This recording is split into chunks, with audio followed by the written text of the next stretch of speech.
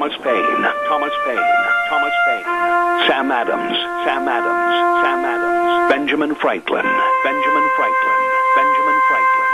These men spoke up for what they thought was right. From their courage came such documents as the Declaration of Independence and the Constitution of the United States. From their willingness to speak what was sometimes unpopular but right, we enjoy such liberties as freedom of speech, the right to keep and bear arms, and freedom of religion. There are those who still wish to oppress our freedoms, and there are still patriots willing to stand up and defend life, liberty, and the pursuit of happiness. Men like Zeb Bell, who honor our founding fathers and what they stood for. It's now time for Zeb at the Ranch, speaking up and defending your freedoms. Brought to you by Magic Valley Les Schwab Tire Centers and all of the other great advertisers on the program. And now, Zeb Bell. America is too great to litter. So let's clean up the House and the Senate and make America beautiful again. Here comes Kate Smith, and God bless America on a Monday. Good morning. Sunshine, blue skies, and a patriot with the Pledge of Allegiance. Call in. And a good morning to you. I got to stop for a minute and just look at that beautiful sun out there. I love it. Come on, spring, warm it up. Anyway, welcome to Zeb at the Ranch. I'm Zeb Bell with our major sponsor, your Magic Valley Les Schwab Tire Centers, all 7 locations celebrating a great big spring tire sale right now, along with some of our great advertisers like Burley Physical Therapy and Rehabilitation, 1263 Bennett Avenue, Suite 2 in Burley, helping you get back to being you. Right now, let's go to the phone line and have our Pledge of Allegiance to get started off right this week. Good morning. Well, good morning, sir. And take it away. Yes, sir. I pledge allegiance to the flag of the United States of America and to the republic for which it stands, one nation, under God, indivisible, with liberty and justice for all. All right, my friend. Right now, let's not waste a minute. Let's get right to our weather forecast, brought to you by K&R Rental at 256 South, 600 west of Heyburn. Right there, smack dab on the Burley-Paul Highway. Yeah, buddy. Roger and the crew, they're thinking spring. They're thinking sunshine. They're thinking grass growing. And they know you're going to do a lot of outdoor cleanup and need work for the lawn and everything. Well, they've got all the lawn and garden equipment right now. I'm excited about this. Springtime K&R Rental on the Burley-Paul Highway. Call them 678-3122. Here's the weather.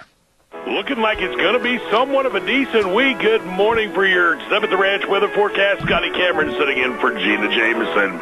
Mostly sunny today, expecting a high of 46, wind gusts right around 21 miles an hour. For tonight, mostly clear, expecting a low just about 26. Then for tomorrow, mostly sunny, a high of 52, mostly cloudy Tuesday night with a low of 38. The wind's going to pick up just a little bit on Wednesday, looking for a high of 52, and then partly sunny skies, partly cloudy Wednesday night, a low of 34. Then for Thursday, mostly sunny and a high of 55. That's your Zeb at the Ranch weather forecast. I'm Scotty Cameron. Wow. Hey, way to go, Scotty. Good job. Thank you very much. And brought to you by K&R Rental. 256 South, 600 west of Heyburn. Roger and the crew have already been there for over an hour. Man, they start early in the morning. Helping you with all the tools and the best of equipment at K&R Rental. Right there in Heyburn on the Burley-Paul Highway, 678-3122. Oh, good morning. We have got so much to get into today, and I'm going to be talking about a good friend of ours that is getting married this week. And I want to wish her very, very well in the future. We'll talk about that in just a moment. Stand by. Also, our thanks go out to Daryl's Cleaners. Hello, Kevin. Hello, Cindy. Hello, everybody over there at Daryl's Cleaners, 1223 Albion Avenue in Burley. You know, I've got spring fever so bad. I'm not ashamed of it. I just absolutely can't wait for 11 o'clock. Woo! Out the door I go. You know, and a lot of us feel the same way, but you know what? Don't throw those coats of winter and the sweaters and everything else in the closet or on the floor or in the drawer. Get them cleaned first so that they are ready for you next fall, and when the temperatures go drop down. So stop into Darrow's Cleaners at 1223 Albion Avenue in Burley. They are the best. Darrow's Cleaners in Burley. You'll be glad that you did. Also want to say thank you right now to our dear friends at Ramsey Heating and Electric. You know, they have ridden the horse with us on this program since the very, very beginning. And they are also in business now, pretty doggone close to almost 60 years. Wow. That is a long time to be serving you. And serving is the key word. With all your heating, cooling, and electrical needs, won't be much longer. We'll be talking about air conditioning. You'd better check out all they can do to help you at Ramsey Heating and Electric, 2600 Overland Avenue in Burley. Number to call is 678-0459. Open 7:30 to 5 Monday through Friday. A dear friend of ours and yours, and she has been on my program many times, subbing for me when I'm out of the area, and that's Sharon Hardy Mills. Well, pretty soon she's going to have a different last name, and she's getting married. Hear the bells in the background and see all the confetti and the rice and everything. Oh my goodness. Well, and then she just wants to say to you, the listeners that have supported her and been so nice to her over the years, thank you for all your well wishes. And I understand they're going to have a get together at 7 to 8:30 at the church up in Albion this coming Friday night to celebrate her wedding. And you can all stop up there and just throw things in the air, you know, make sure that they come down to earth softly, and just celebrate all the good things of her getting married. And we'll be announcing to whom and all the other particulars a little bit later on in the program tomorrow, okay? Don't forget that. Congratulations, Sharon. You need all the happiness in the world, and I hope you have it. Let's not forget, too, our dear friends at Denny's Restaurant. Hello, America's Diner. We were over there the other day for Zeb's Lunch Bunch, and we just have such a good time. We had some new people join us, and we look forward to a lot more next month. I also want to say that we had some of our regulars not there because of health problems, and maybe something else came up as time commitments. We missed you. We missed you.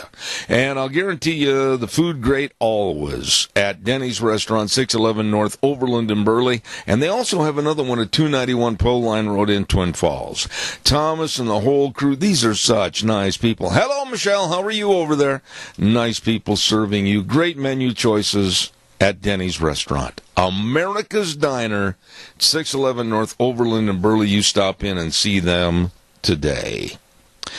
Let's see, what else have I got cooking here? I've got another note that has to come on the air here this morning, and I got this from the very, very nice Debbie Critchfield, the Cassia County Schools Communications Officer. And the Cassia County School District Board of Trustees has selected 3 finalists for the position of superintendent, and they are Jim Shank, Glenn, I'm going to say this last name wrong, and I'm going to stand corrected. Please bear with me. Glenn Sismoniak. I think that's pretty close. And then Sandra Miller. All 3 of those very, very well-deserving and very distinguished people are going to have a meet and greet scheduled for next Monday, April 2nd, from 4 to 6 p.m. at John V. Evans Elementary in Burley. So put that on your calendar. Those are the 3 finalists: Jim Shank and Glenn Sismoniak and Sandra Miller. Wonderful people for the possibility of being the Cassia County Superintendent. We also want to say a big thank you this morning. Man, we are rolling. We got so much to do here. A big thank you goes out to our friends at Pomerell Place. You know, living at home alone, not a good thing when you're a senior. And the loneliness and the possibility of slipping and falling and nobody there to help you? Ooh, not good, not good. And not eating properly. Like I say, Pop-Tarts are not a 7-course meal. And missed medication, don't do that. I tell you, call Pomerel Place, a place for senior living that offers the ability for seniors to maintain their independence both safely and comfortably. The number to call, 677-8212, Pomerel Place, 1301 Bennett Street in Burley. Again, that number is 677-8212. All right, now it is time to get to work. And I'm not going to pull any punches. I never do on this program. If you don't agree with me, you have two options. You can call, and I will listen, and we will share your viewpoint and mine back to you. Or you can be a coward and call me after the program and chew me out. And many do. We are seeing anarchy, chaos, and mob rule. And I'm almost convinced that's what the left wants here in the United States. I watched every bit of the gun marches, anti-gun marches the other day, and I listened to what these kids had to say at the microphone.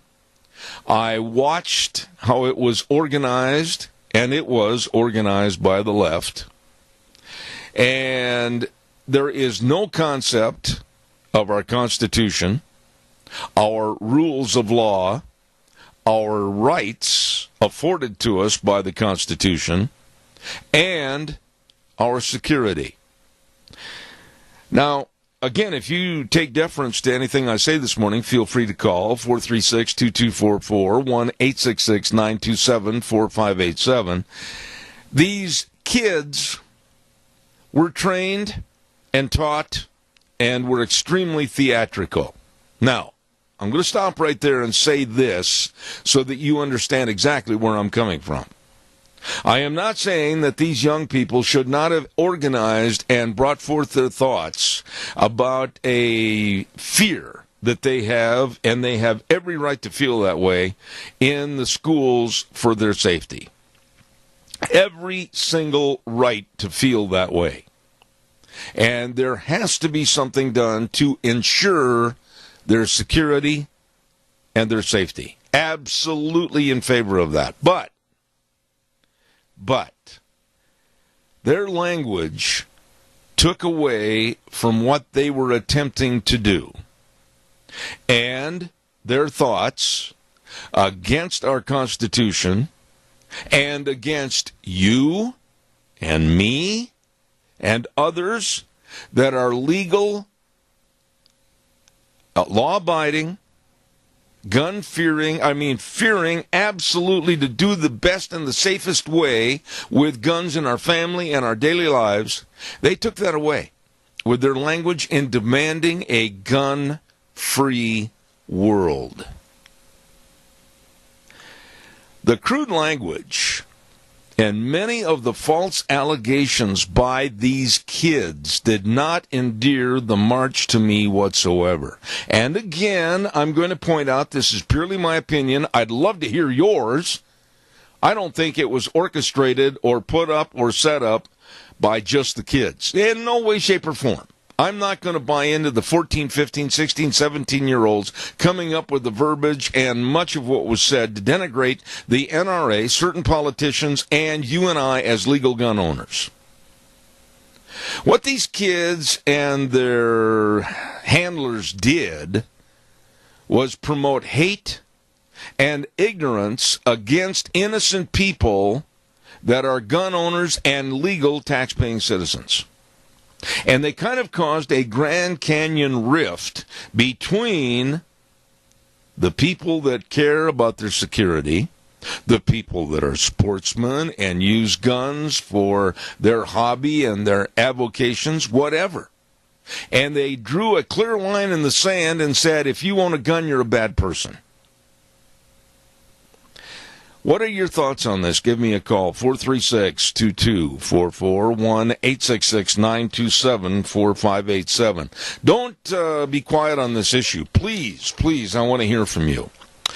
Coming up this morning at 10 o'clock, the Wendell Community Auction put on by the Bennett Boys Auction Service. Oh, boy, Joe Bennett and the rest of the crew. This is going to be a ripping good sale, and they're going to be accepting items right up at the auction site. Starting at this morning, 10 a.m. in Wendell, Idaho. You can't miss it. Look for the signs. That's managed by the Bennett Boys Auction Service. Wendell Community Sale this morning at 10 a.m. Bennett Boys Auction Service. No sale too big, no sale too small. The Bennett Boys, they can sell them all. Absolutely. Come on, calls are welcome. 436-2244, 1-866-927-4587. Caller, I'll be right there. Don't forget Dino Septic Service in Rupert. These are wonderful people doing a job that you and I, our neighbors, they don't want to do. I don't blame them. Oh, no. They are over there pumping out septic tanks and liquid waste removal and sewer and state drain lines cleaned, water and sewer lines installed. I mean, man, they are there to serve you. Give them a call. In Rupert, 436-6526. In Burley, 678-1638. Fast fare, friendly service, Dino's Septic Service. With the big truck that says smells cargo on the way. Good morning, caller. You're on the air. Good morning, Zeb. Yes, sir. How art thou? Thou art good.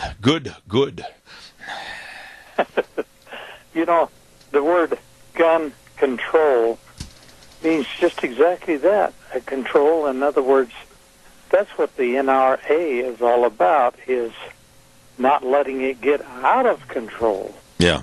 And that's what these young people are doing.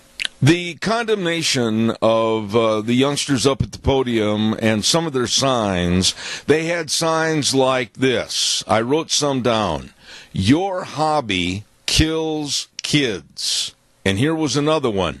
The GOP and NRA funded Michael Cruz. That was disgusting.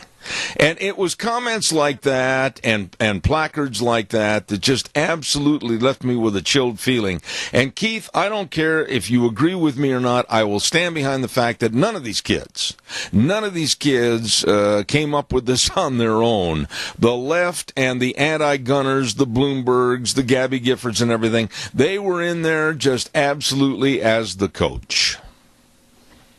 Well, let me mention this. You know, when it comes to transportation to get these kids there, they were probably using school buses, maybe some charter buses, but I think mainly school buses. Now, that's not what the school buses were made for. They're to take the kids to school. And there is some activities where you can allow that. But to haul them to some place like that is unacceptable. Well, you know, here's the thing. It was funded by a lot, and I underline the word lot, of anti-gun control, I should say anti-gun people and groups, and Planned Parenthood, MoveOn.org, many corporations that are in Bloomberg's pocket, that type of thing. It was funded to the tune of $500,000 per pop. So in other words, to be a sponsor of the event, you had to lay out this cash. And with that kind of money influencing what is said and done and what the outcome was attempted to be, you can bet that the people in charge, the left, they were going to make sure it was orchestrated to really portray guns, gun owners, the NRA, and politicians that support gun owners and the NRA. They were going to portray them as evil. You know, every country in the world, if you look back, was influenced by people starting out with the young people. Yep. Very young at age, and grooming them to be terrorists or whatever, just like in the Middle East. Yeah.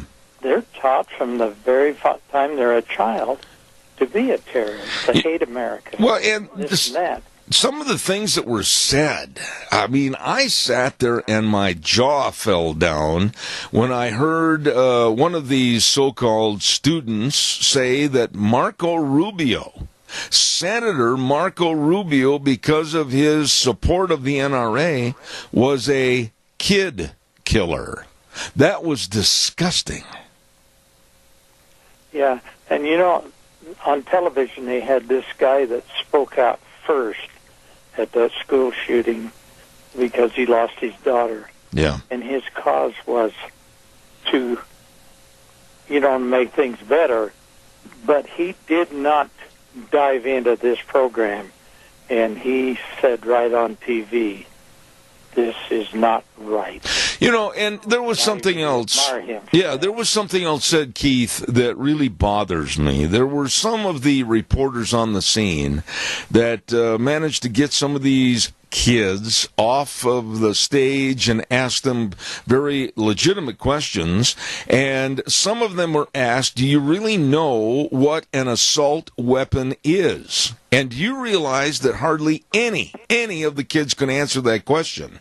But they came back and they said stupid, frivolous things like the Second Amendment and our Constitution is outdated. Some said tear it up and start over. These kids have no clue about the rights that are afforded them as citizens of this great country. And when they start talking about rip up the Constitution, tear apart the Second Amendment, we don't need it, it needs to be rejuvenated, today's standards, what is being taught or not being taught in the schools? Yeah, and the idea of this AR-15 that everybody's talking about, I know nothing about it, and I'd say 90% of the people in the United States do not know the definition of it or how it really performs. Yeah. You think? I absolutely think there's so much misinformation, and it was led by a halter in the shank to going to the gallows. These kids were led, these kids were coached, these kids were coerced, these kids were practiced, these kids were rehearsed. I am absolutely sick of what I saw on television. Keith, I got to run. I'm late. Thank you so much. Appreciate your call. You bet. Thank you. Have a nice day. Thank you, sir. We're going to give away some cookies in a minute. And I want your calls on this. Folks, don't be silent on this. If you have teenagers and you're aware of what took place over the last couple of days, I want you to speak out on this. Give me a call, 436-2244. Caller, thank you. I'll be right there. Don't forget Burley Physical Therapy and Rehabilitation with Nick Greenwell and his excellent, the best staff. Absolutely at 1263 Bennett Avenue, Suite 2 in Burley. They know, they care, they will help you. That's it, summed up. Whether you're getting back from an accident or an injury or a operation, whatever, they want you to get back to being you. They know all the exercises. They got the hydrotherapy pool, the only one of its kind around here, and they care. Call them today at 678-1191. Burley Physical Therapy and Rehabilitation, 1263 Bennett Avenue, Suite 2 in Burley. Caller, good morning. You're on the air. Thank you. I'll take your call before I give away the cookies. Okay. Zeb, the younger generation has no idea what would happen if this country was disarmed. The police would be overwhelmed. The crime would be it would be out of space. I agree. And sooner or later, the government would have to step in and put a stop to the crime and the escalated robberies and everything else that would go on. Well, when some of these students, if you will, said that they'd like to see the Constitution torn apart and redone, it's outdated, and they said we don't need a Second Amendment. I mean, what is being taught in the schools? Well, the answer to that is they're not teaching it in the schools, the value of our Constitution and all the rights that are afforded us as Americans that other countries absolutely would lay in the middle of the road and die for. We absolutely have got to do something to change the mindset of these young people, but the liberal left seems to have their minds in the shape of Jell-O in their hands. Well, they don't realize that they're being led down the road by Chuck Schumer and his Marxist movement. Yeah, I really would like somebody that's a Democrat to call in and arbitrate with us, because I absolutely am scared this morning about what's being said, or worse yet, what's not being said about our Constitution, our value system in this country. Holy smokes, when we have a bunch of 16 and 17-year-olds saying, we need to get rid of it, we're going to be the voters in the near future, we're going to get rid of the Constitution, we're going to rewrite the Constitution, we're going to get rid of the Second Amendment. That ought to put fear in everybody's heart. Oh, it is. And one other little detail that I think needs to be addressed every day of the week.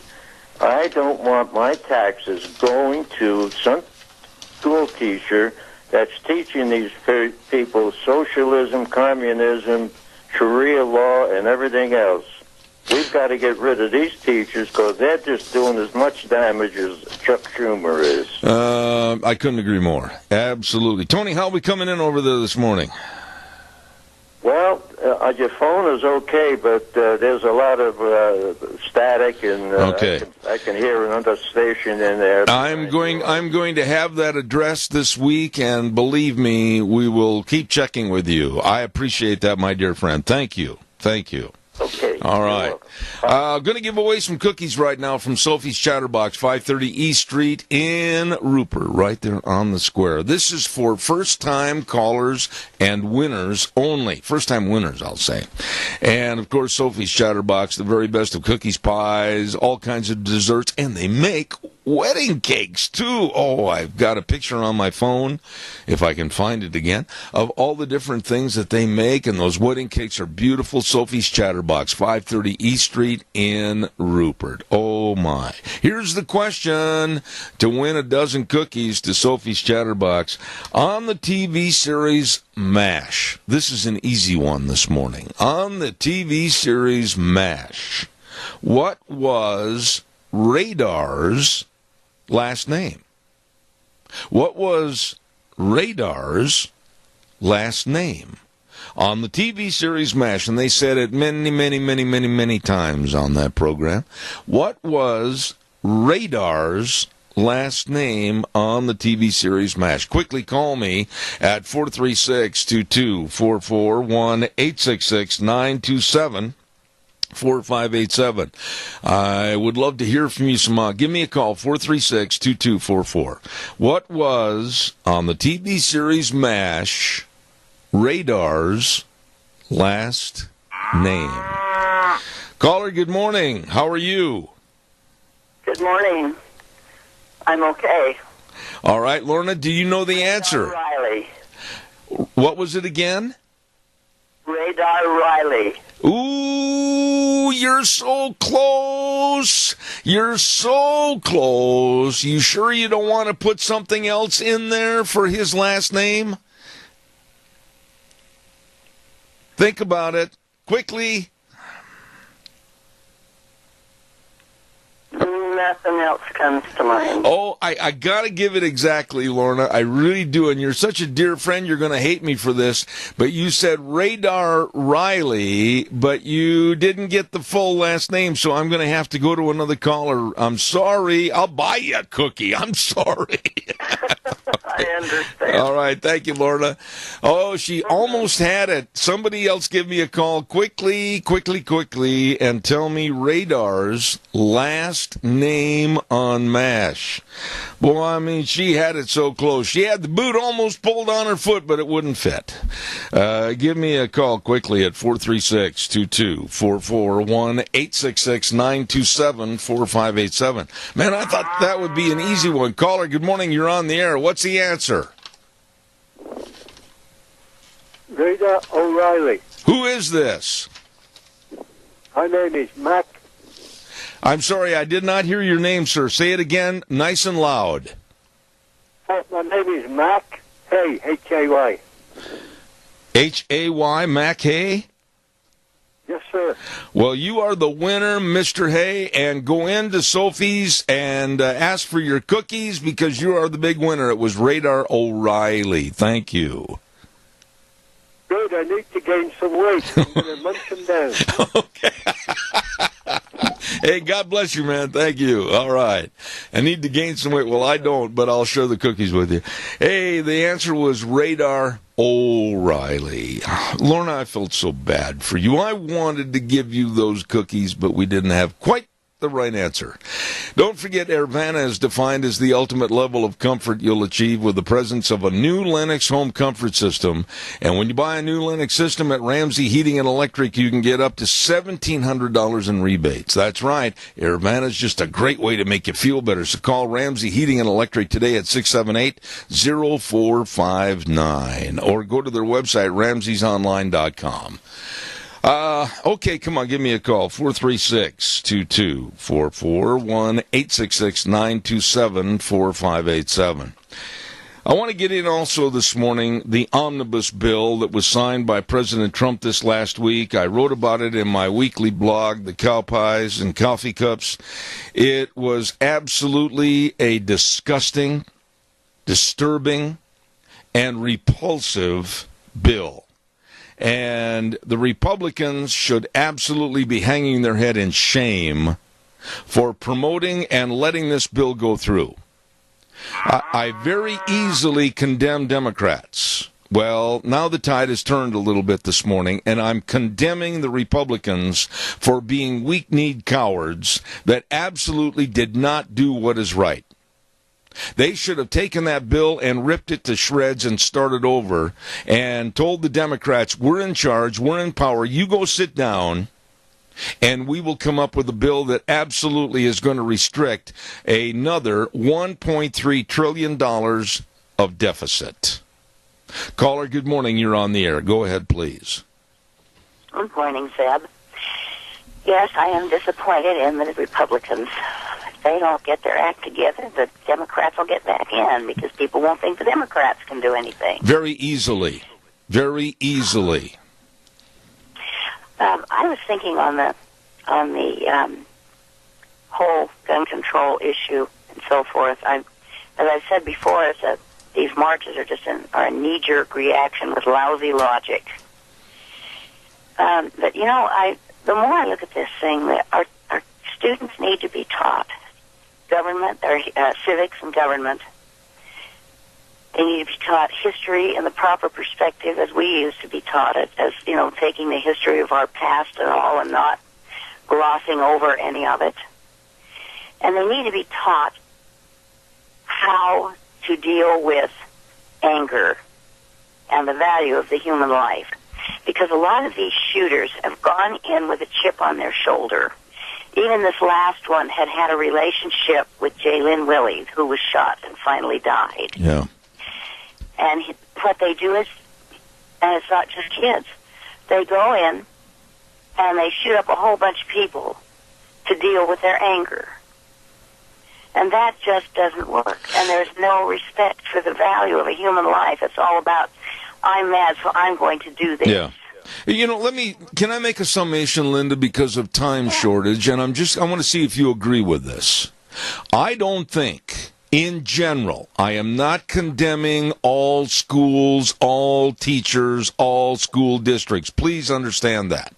No. But I don't think, and this is my personal opinion from having traveled all over the United States, probably more than most people, having visited a lot more schools than most people, I don't think that we are really bent on training these kids to be good citizens.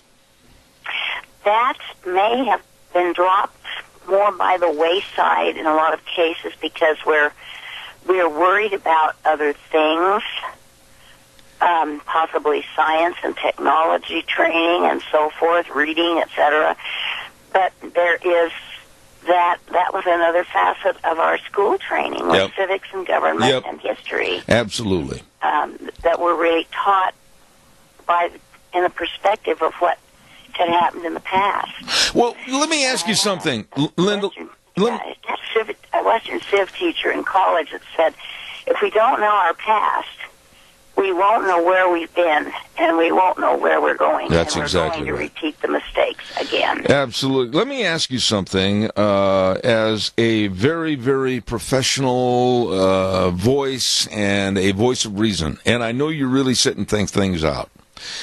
When you hear some of the language that the so-called kids used at this march, and some of the verbiage, and some of the intent to hurt honest, legal, God-fearing citizens of this country, what was your thoughts when you heard some of the way that they conducted themselves during those marches when they were up at the podium? Well, again, there's no respect for others. There's no respect, no courtesy. And I'm afraid they're being led in a very bad direction, and they allow it. No, I think you're 100% right on your concepts. They didn't walk off and say, we're not going to be part of this. Well, there was a condemnation. There was a condemnation in its entirety against the Republican Party, against gun owners, against the NRA, against politicians that support the NRA, against basically the society that we live in, saying, even though you're a legal gun owner, you're guilty. You're as guilty as the killer that pulled the trigger. And that kind of an attitude did not come from the kids themselves. This was a well-orchestrated movement by the left. Absolutely, and absolutely rotten logic. Yeah. Sweeping generalizations, knee-jerk reactions, and the whole 9 yards. And a part of this also is that many times, like assault weapons are used that do such horrible damage because they can fire so rapidly and take out so many people. Yeah. And they're putting the gun owner who goes hunting with his rifle or has a pistol at home to protect himself in with those guys. Yeah. Linda, I've got another call waiting, but always, please know that your opinions are so welcome on this program, and I want to reiterate, don't you dare lose your voice at Lunch Bunch again. Well, it's right at this point with what I'm doing and with time, it seems to be coming back. Okay. Thank God. Oh no, I thank the good Lord. We need your voice. Thank you so much. God bless you. Well, you know, I couldn't sing for lead the music for Palm Sunday at church either. Oh my, I'm so sorry. God bless, people stood in and Father stood in and did everything they could do. Well, it just broke my heart. Well, thank you again for being such a great person. God bless you. I got to run and take another call. Happy Easter to you and Deanna. Thank you. Get a chance to say it. No. And God bless you. God bless you. Thank you. Holy Week, absolutely. Easter next Sunday. Caller, thank you for your patience. Good morning. You're on the air. Quickly, I'll go to you before I do the weather. Good morning. I hate to change the subject, but at 12 o'clock at the Senior Junction, we'll be having lunch again. It's all you can eat. It's delicious. We're having meatloaf and all the trimmings today, and I still have my offer for a single or a couple. First time to the Senior Center, I'm buying your lunch. All right. Joe Taylor is the man. All they have to do if they're a first-timer at the Senior Junction, walk in the door and yell, I want to see that Joe Taylor in his billfold, and you'll stand up, won't you? Thank you. Have a good day. All We right. appreciate you. Thanks, Joe. Wonderful man right there, Joe Taylor. Oh, don't forget Barry Equipment and Rental. Oh, yes. 3 locations serving you with all the equipment you need to get the job done. All the Bobcat excavators, new and used excavators for sale or rent, and all shapes and sizes. I mean, they got a pen of Bobcats. Yes, they do. Don't know how to run one? Don't be embarrassed, Bunky. I don't either. And I need to get one this spring. I'll tell you what, they've got a great big sand pit out behind the business, and they'll come down, give you a few lessons, and turn you loose.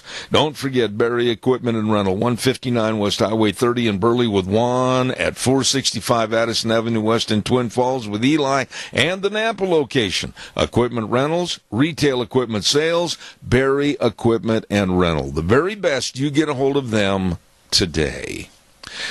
I want to talk more in just a few minutes about the absolute waste waste of our money in that omnibus bill. And keep in mind, folks, my friends, this short-term waste of our money is going to come up again in a matter of a few months in September, and we've got to sit down and dance around the maypole again.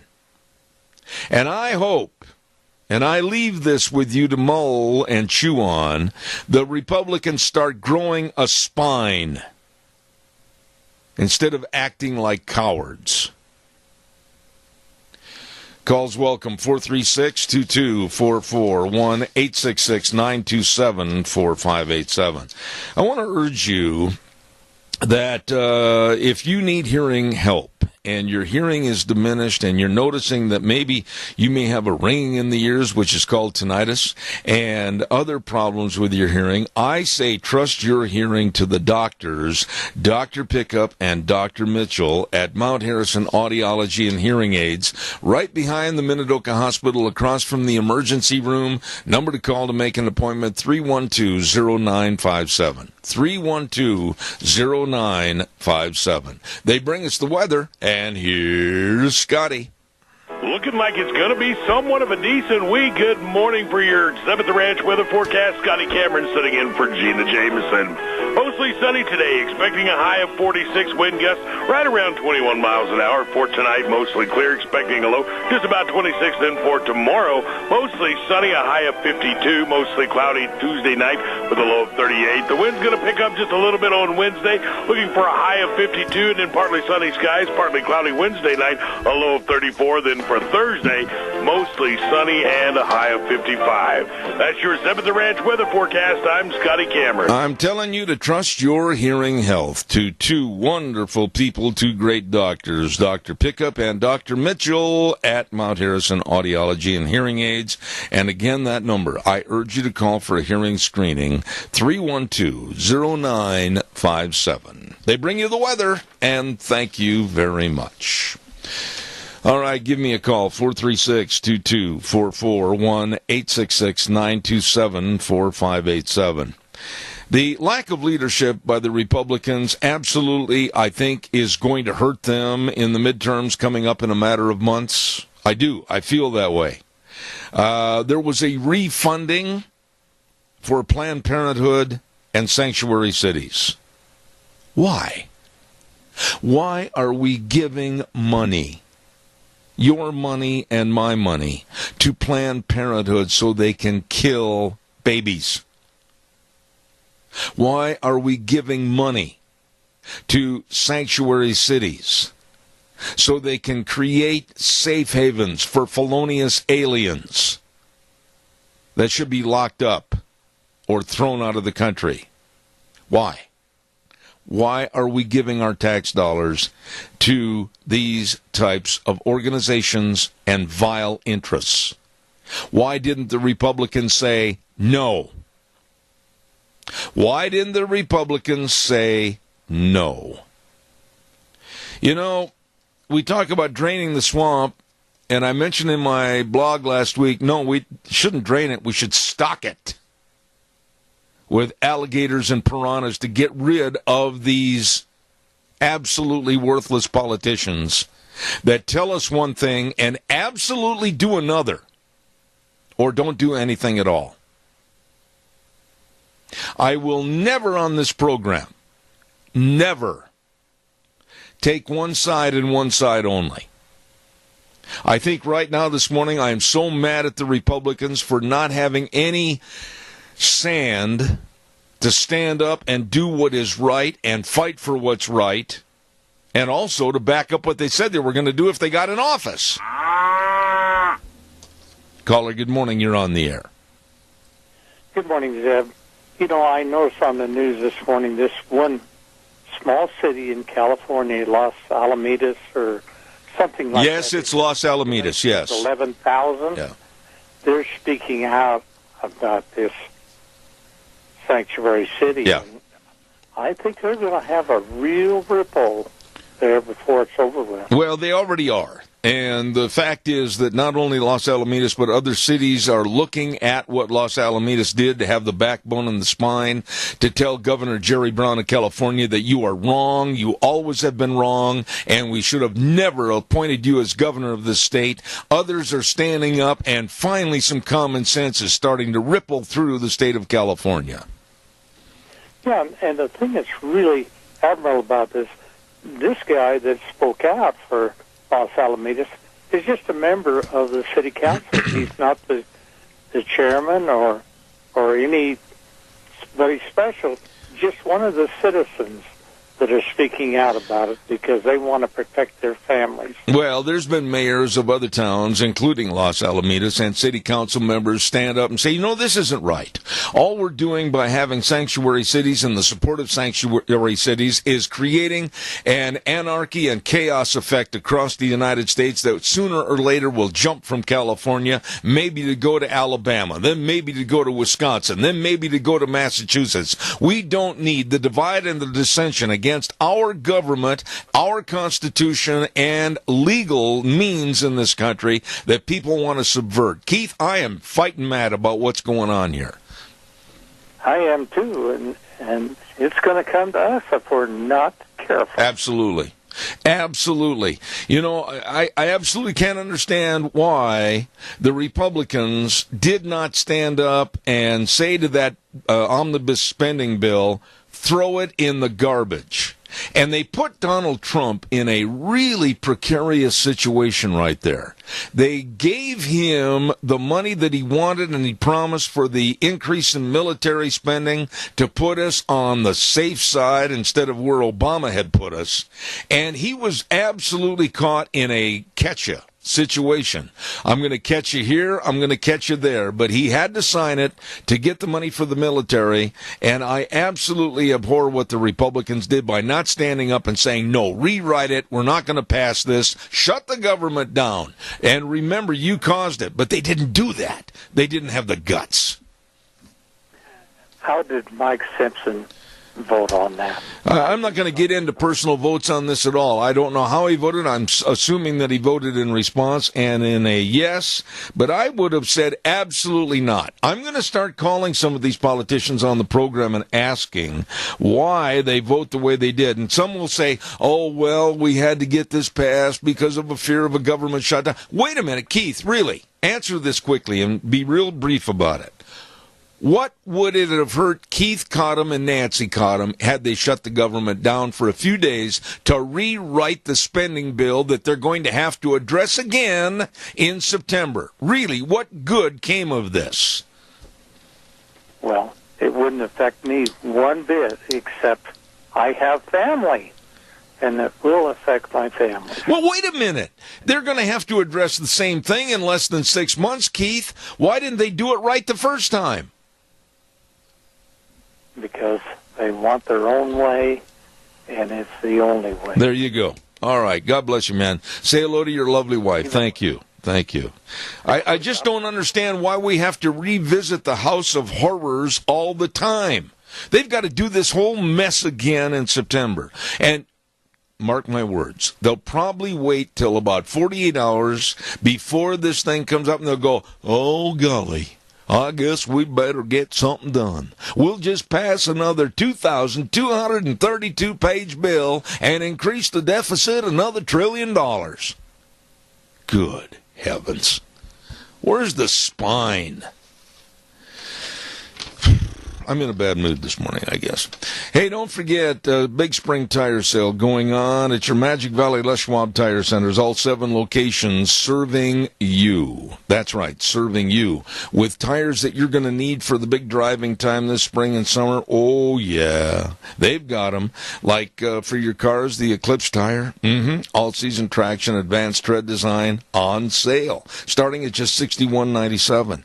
That's just one of the great tires and one of the many great tread designs for your cars cars, pickups, SUVs, horse trailers, boat trailers. The list goes on. Along with the very best in brake service. You know that. Front end alignment, shocks and struts, batteries, all of this and more with Lane and Rupert, Dave on Blue Lakes and Twin, Mike and Buell, Mike and Jerome, the Twist family and Paul, Daniel on Poline in Twin Falls, and Randy on Overland and Burley. The best. Your Magic Valley Les Schwab Tire Centers. I got to tell you this story real quick. This ought to make your day. Why, this ought to make you feel like jumping across the flower beds in glee.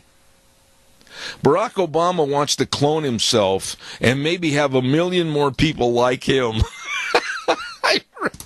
I heard that on the news this morning, and I was taking a sip of hot coffee, and I scalded my mustache. He does, honestly, he had thoughts about how to clone himself so that there would be at least 1 million other people that would be just like him serving America. Barack Obama. Can you imagine it was bad enough with one of him? And then to think that they might clone him 1 million more? Sometimes science does digress. Final four set for next weekend. It's going to be Loyola of Chicago against Michigan. Go Loyola. And also Villanova versus Kansas to get down to the championship game. So it's going to be excellent. I've got to run and take a little bit of the news from CBS and see what they're going to do to mess up. We'll come back. Tommy Ahlquist, candidate for governor, is going to be on at 9:06. Don't go away.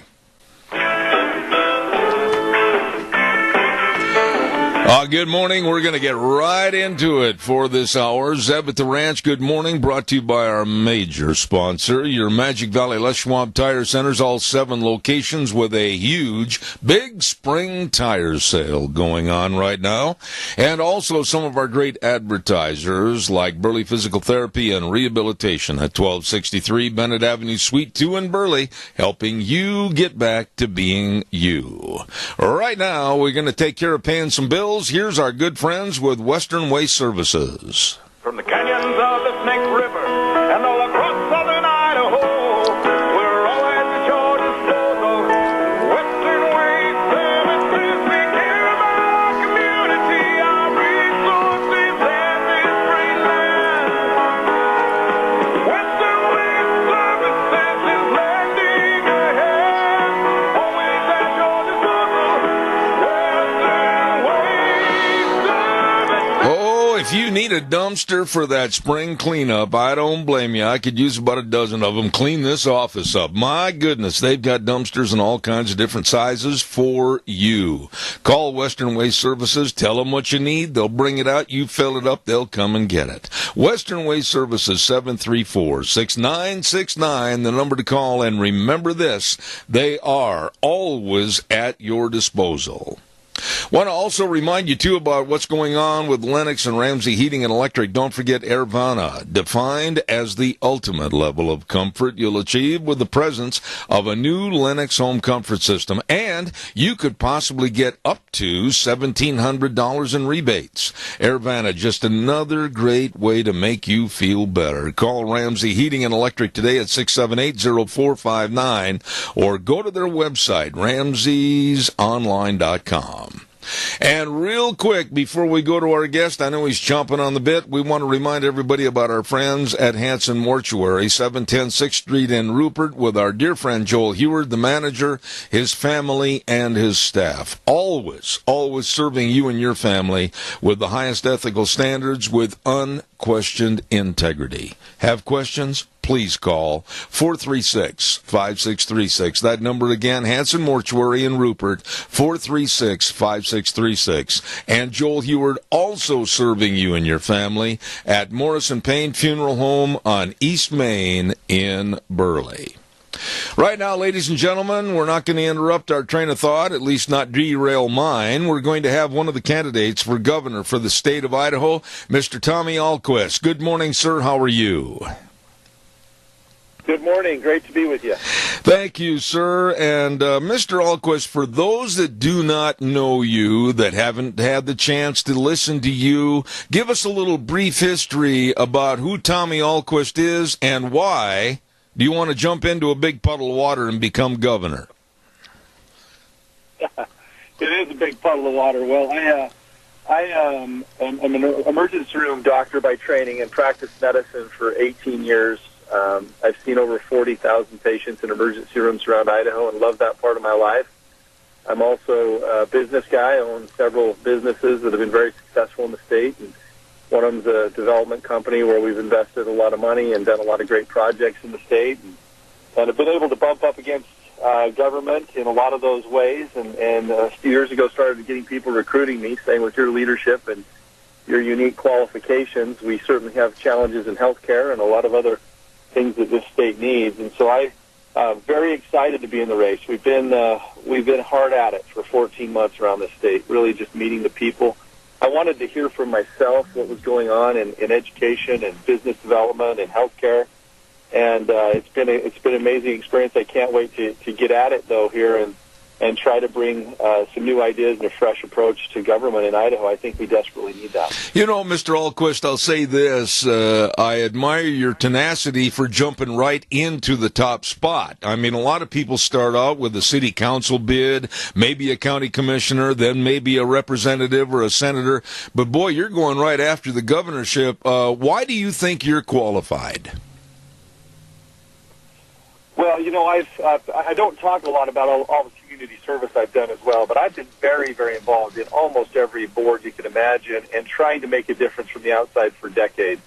So just trying to help the way you can. And I think there's so many people around the state that do this. We all serve in different capacities.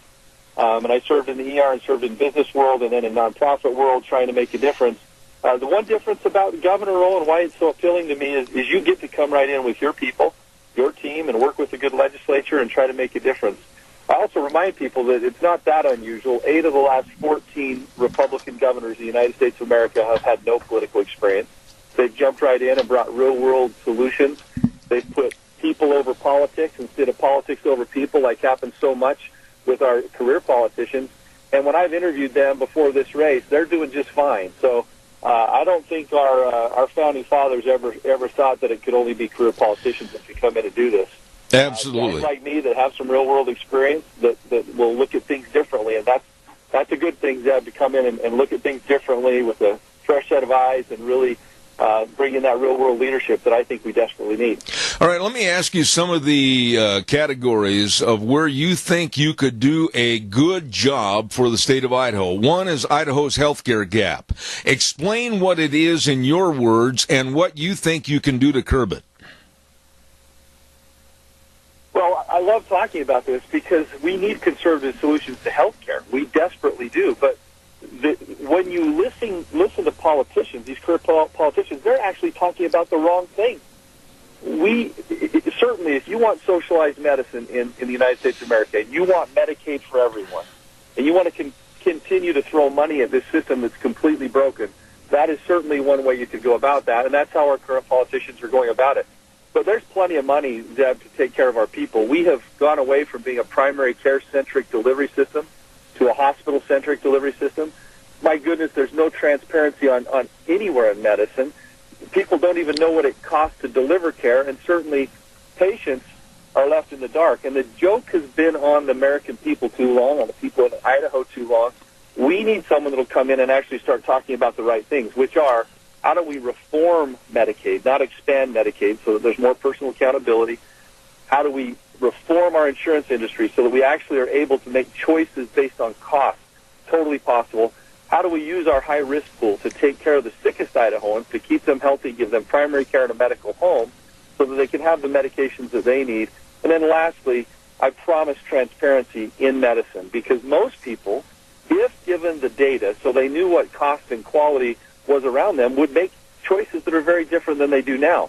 But the system is designed to keep patients in the dark. It's designed to be expensive. It's not designed to deliver care at what it costs to our people, and that's what we can do.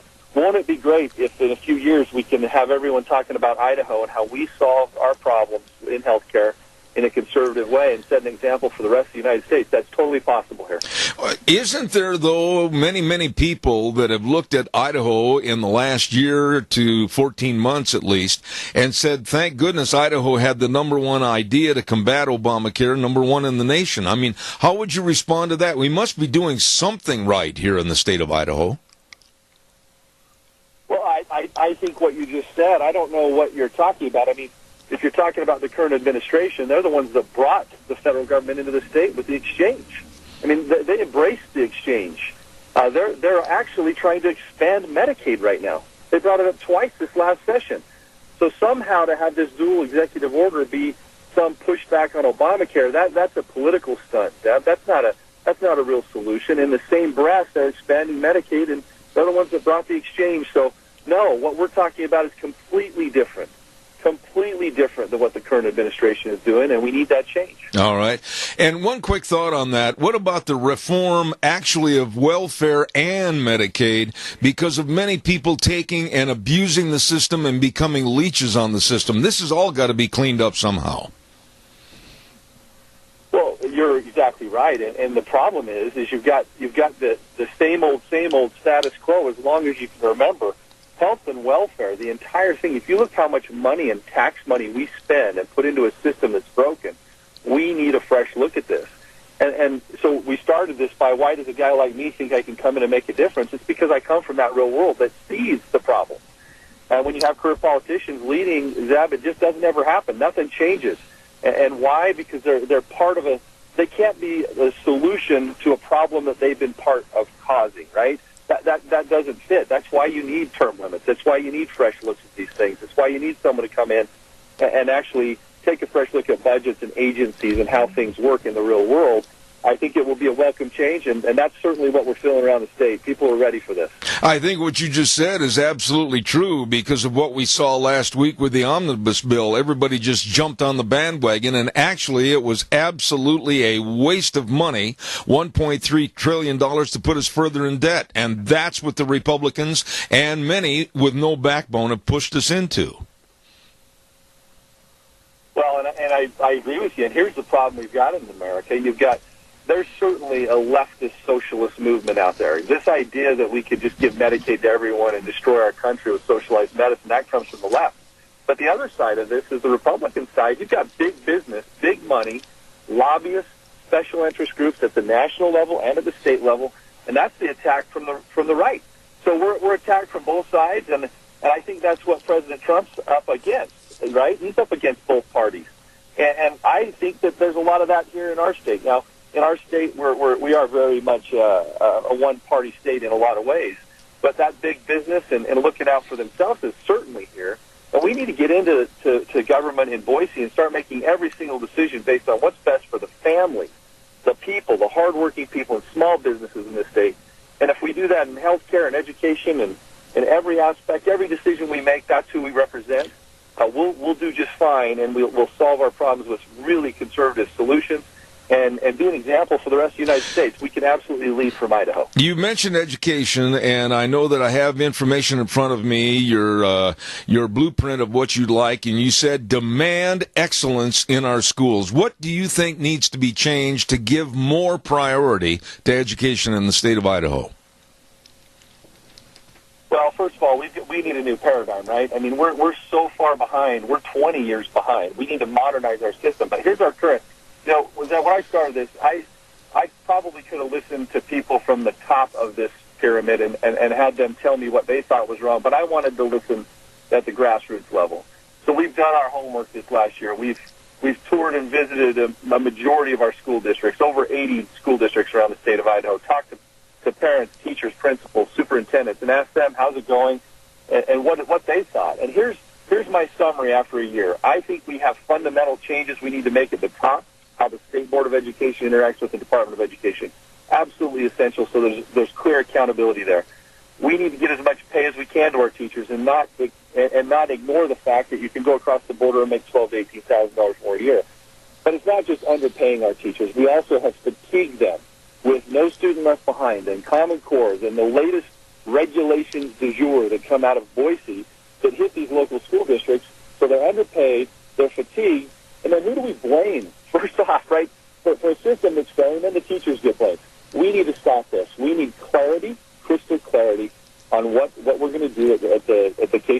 what our goals are. Then we need to get out of the way, let our teachers teach, and get as much of those dollars down to our teachers. We're already spending 63% of every dollar, though. We've got to go find efficiencies in the system. The last thing I say on education, resolution for us in Idaho. Many counties have over 90% of our kids that don't go to college. We have got to fully embrace the mentorship and the great results that will come through vocational training and technical training all the way down into our high schools, down to 8th and 9th grade, where we give line of sight to Idaho kids to Idaho jobs. Everywhere we've been this year, there are companies that just say, I need kids ready to work. They all say it. You go right down the street, look at those high schools, and you look at their dropout rates and their scores. If we create technical education opportunities in every school around the state, you will watch this change. You'll watch our wages change. You'll watch mentorship change. The future of Idaho change. We'll keep our kids here. Certainly, you're still going to have a higher ed as an option for these kids, 2- and 4-year degrees. But on those, we have got to start funding and incentivizing our 4-year universities to create degrees that connect to Idaho companies. Right now, there's a disconnect. That's why enrollment at the state level is on its way down. Tuition's on its way up. There's a lot we need to do for education, but education is the foundation of our economy. We'll spend every day working on that. You know, and Mr. Ahlquist, I'd like to subject this to you that I have said on this program for a long, long time. Not everyone is college student material, and many of which would love to go to trade schools and enhance the possibility of becoming electricians and plumbers, of which we need people in the trades. What are your thoughts on that? Oh, amen. I couldn't agree with you anymore. And when you look at these kids, we need to start thinking about educating our kids. This K-12 education is really a pathway, right, to their future.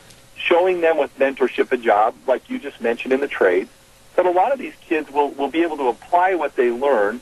They'll be attached to mentors in the community and in these business world that then give them that line of sight to the jobs. It's absolutely critical that we figure it out. And here's the good news. We don't have a lot of time this morning, I'm sure, but there are some amazing examples around the state where communities have connected jobs in the community to kids in the community. It's absolutely essential. And I'll just tell you a little bit, too. Some of this goes back to the ag industry. Agriculture is our past, it's our present, it's our future. The entire industry is also changing. And we need an administration that understands and connects with that industry, protects it, fights for it, and also includes some of those trainings down into the high school so that we continue to support our ag industry the way we can in this state.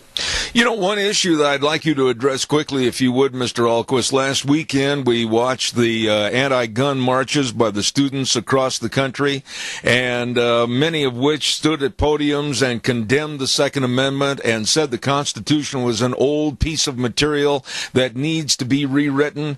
I don't think we're teaching enough about being good citizens in this, the greatest country in the world ever, the United States of America. What are your thoughts about the children today learning more about being good citizens? Oh, my goodness.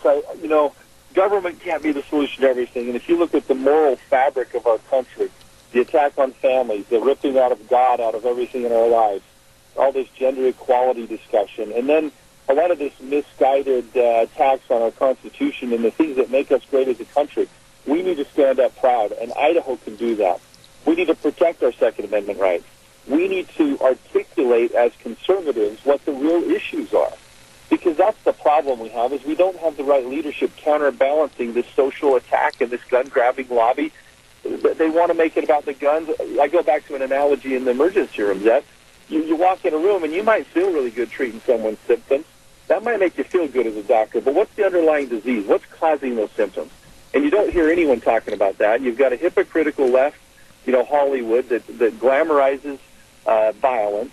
You've got a breakdown of society and families. All the red flags that happened in Florida with this kid should have been completely seen and intervened. We've got a mental health issue all in the United States and here in Idaho. Yet as soon as something like this happens, they start attacking the Second Amendment and law-abiding citizens. I just think they've got it all wrong. I think we need to articulate better and teach our kids why the Constitution's important, teach our kids why the Second Amendment's important, and address these issues. No one in America should send their kid to school and worry that kid's going to come home safe. But we got to realize that 99.3% of these very bad and evil people go attack gun-free zones with guns that were obtained illegally. So I think it's misguided. We certainly want to respect our freedom of speech, but let's counterbalance that with some good conservative wisdom at the level of our kids and at the level of families so that we can start really combating the real problem, which is the disease underlying all this. A lot of businesses, a lot of people are looking to the Gem State, the state of Idaho, to move to and raise their families and perhaps create businesses. What are your thoughts about economic development if you become governor of the state of Idaho? Well, it's critical for us to do a couple things, and you know, we need a tax strategy that is laser focused on taking care of current small businesses and families. What is the strategy? Where do we want to be to make it as favorable as we can for our small businesses to succeed? That's number one. Number two, let's lead the way in eliminating needless regulation, both federal overreach, but I'll tell you what, there's a lot of state overreach too that make it very hard for small businesses to thrive and survive in the state. Let's be the most business-friendly state here. You know, there are a lot of talk about incentives that other states have. But the worst thing we could do right now is jump forward and have incentives to bring in new companies without taking care of our current companies. There is a role for that down the road for all companies, but let's have a strategy where we take care of businesses and make this the best place to be a small business owner and a family in the United States. On the other side of that, I'll tell you, we've got to keep Idaho, Idaho. The one concern that I have is that, you know, with growth and all that we have, if we don't actually set the example in a conservative way and have policies and laws and a culture that is conservative here, and not just in what we say. The problem with politics, way too much talk, you know that. But our conservative solutions that we have got to keep Idaho, Idaho. We'll do that with what we do more than what we say. Absolutely. We have time for one quick question. Caller, quickly for Mr. Ahlquist. Go ahead, please. You're on the air.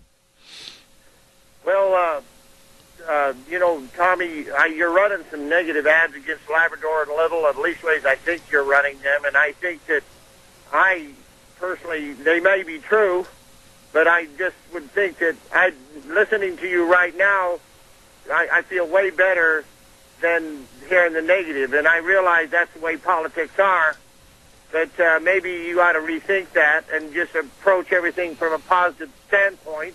And when you say keep Idaho, Idaho, yes, because we're surrounded by, especially on the West Coast, by insanity, and it's bleeding into our country, into our state. And, you know, when we talk about our young people... Quickly, caller, quickly. You know, okay, I'll hang up. All right.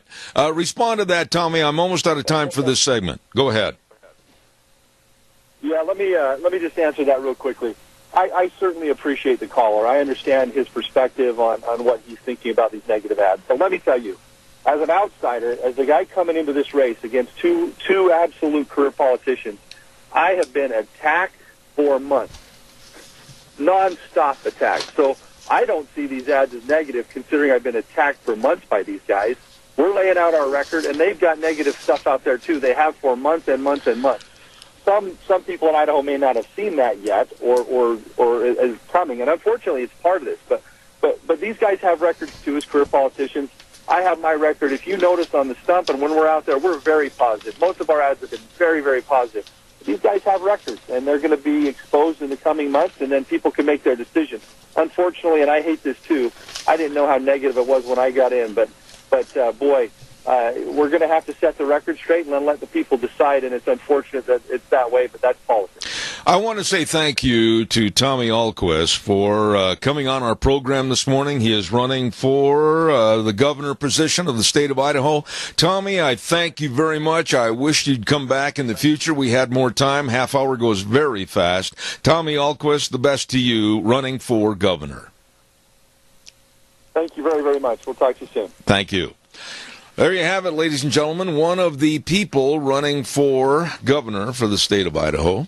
And we're going to try to provide all of our candidates equal time on this program. And I didn't mean to cut the caller off. It was Randy, and I appreciate his call. But when I say we have limited time and not a lot of time left for a question, I need you to make the question very, very short. Please, all callers, because you can see time is of essence. The clock dictates to me.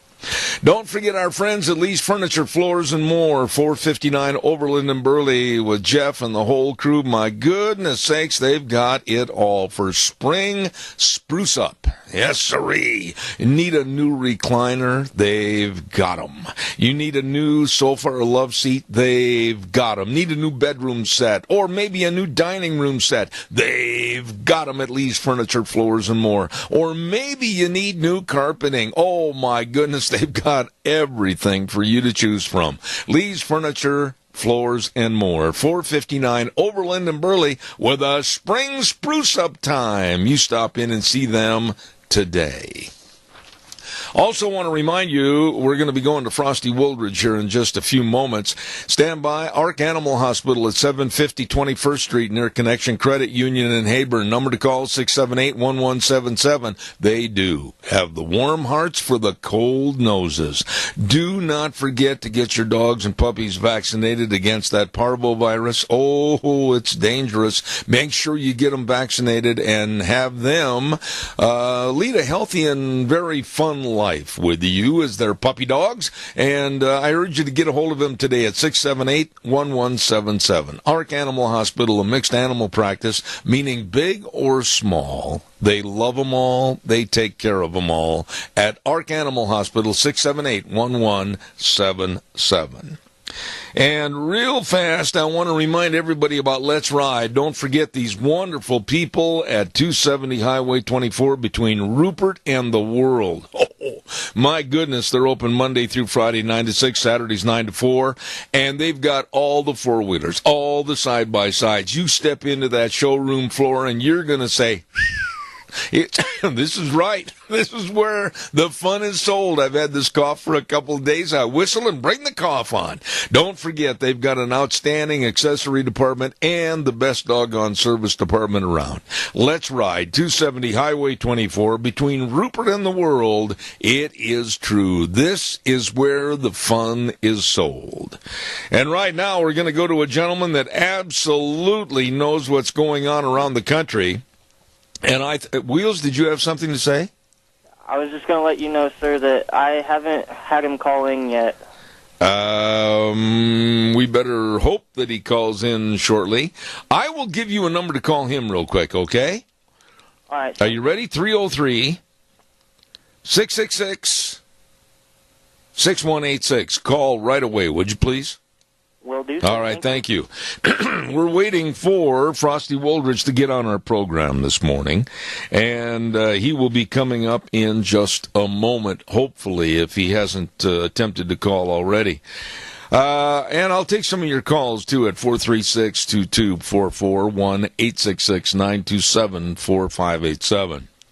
I want to mention that with Tommy Ahlquist coming on the air, I am going to try, and we have to, create a fairness doctrine right here on our program, to the point where whatever one candidate says, we're going to have the other ones on so that they have an equal opportunity to voice their opinions and tell you what they can do as a political candidate. So once again, whether it's a local position or whether it's going to be for the governorship or lieutenant governor, it makes no difference. We're going to try to treat everybody fairly. And the next couple of months are going to be a Bearcat. They're going to be a Bearcat, trying to get everybody on the air with all the ads and the interviews, so you, the American public, our public right here in the state of Idaho, can judge for yourself as to who you want to vote for when you go to the polls. So please have patience with us. Let's see if Wheels has got Frosty on the line. Yes, sir, I do. All right. My buddy, good morning. Excellent article that you wrote the last couple of days, more disturbing aspects of American society, depression. That was an outstanding article, Frosty Wooldridge. Good morning to you. Well, good morning, Zeb. Thank you very much. With all of the national activism going on across the country, certainly about the Parkland shootings, when you start looking at what's really underlying all of that, there is a great deal more tragedy happening every day with teenagers that far exceeds anything in the gun violence aspect. With teen suicides are up over 5,000 a year. That's 14 a day. That's, in other words, you got a Parkland school shooting, but it's just a suicide every day of the year.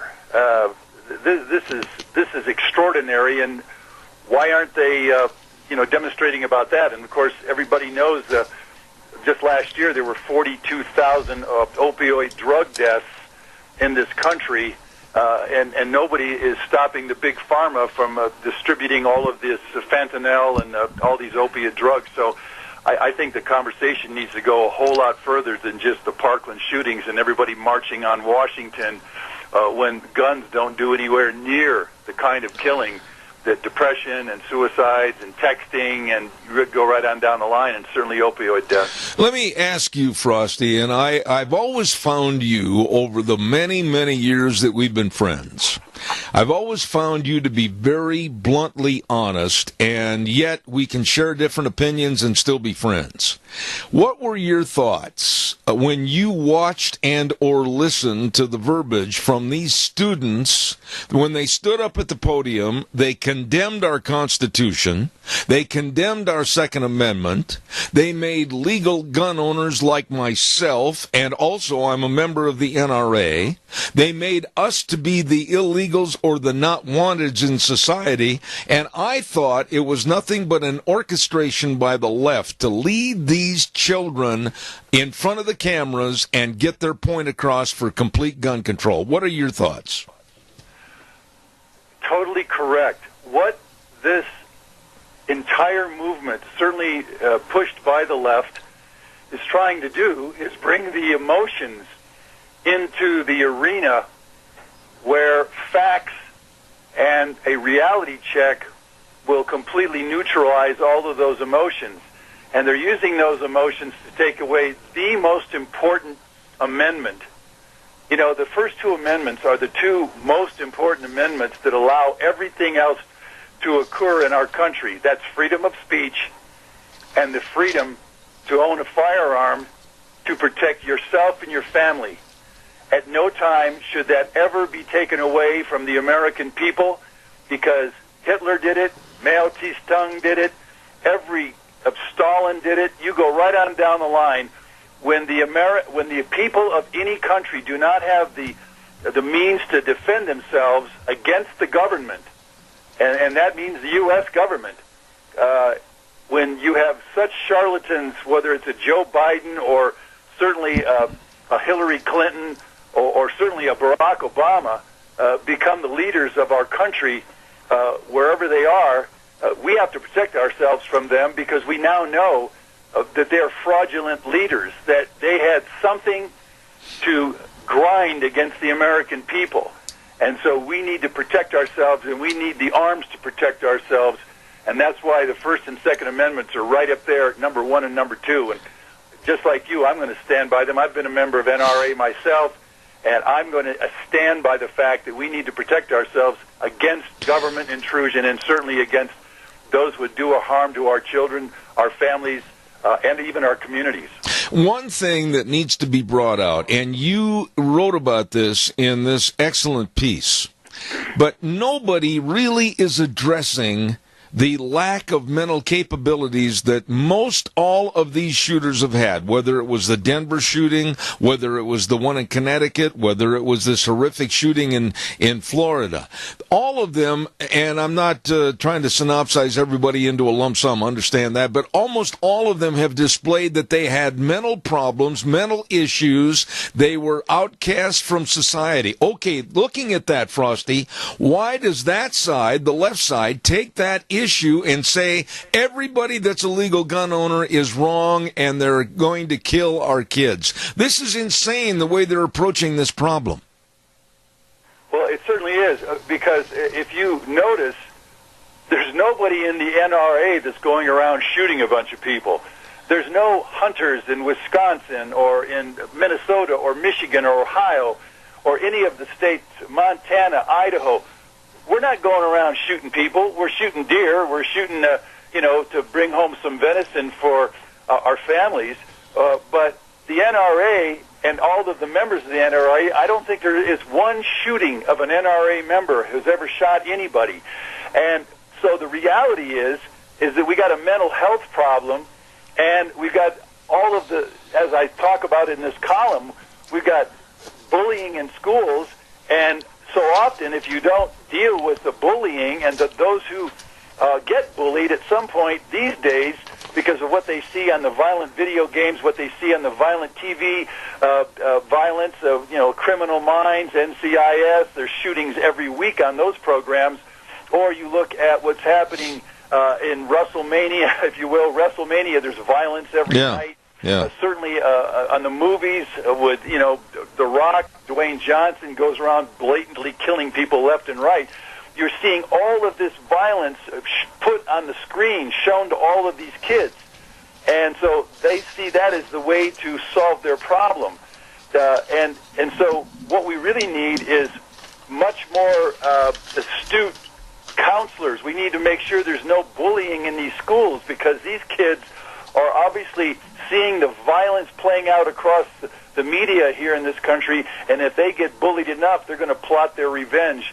And obviously this person, whoever he is, down there in Parkland, had a whole bunch of problems going on, and nobody did anything about it, especially, the police were called 40 times to his house. I mean, that's blatant incompetence, and it has nothing to do with guns. Well, and what really offended me was watching and listening intently to all of the speeches and all of the marchers with their signs. Some of the placards read, "Your hobby kills kids." And then there was another one. The GOP and the NRA funded Michael Cruz. All of these things, as if every single American that is a gun owner, every single American that is either a hunter or uses guns for their home protection, we now have become the illegals. We now have become those that are going to be shunned in society. This, to me, was very well orchestrated by the left, and I'm very fearful of where this is going to lead. Well, hopefully it does lead to a 7-day waiting period before someone can gather their weapon from buying it, and certainly 18-year-olds don't need to have AR-15 automatic weapons that really are quite useful only in the military.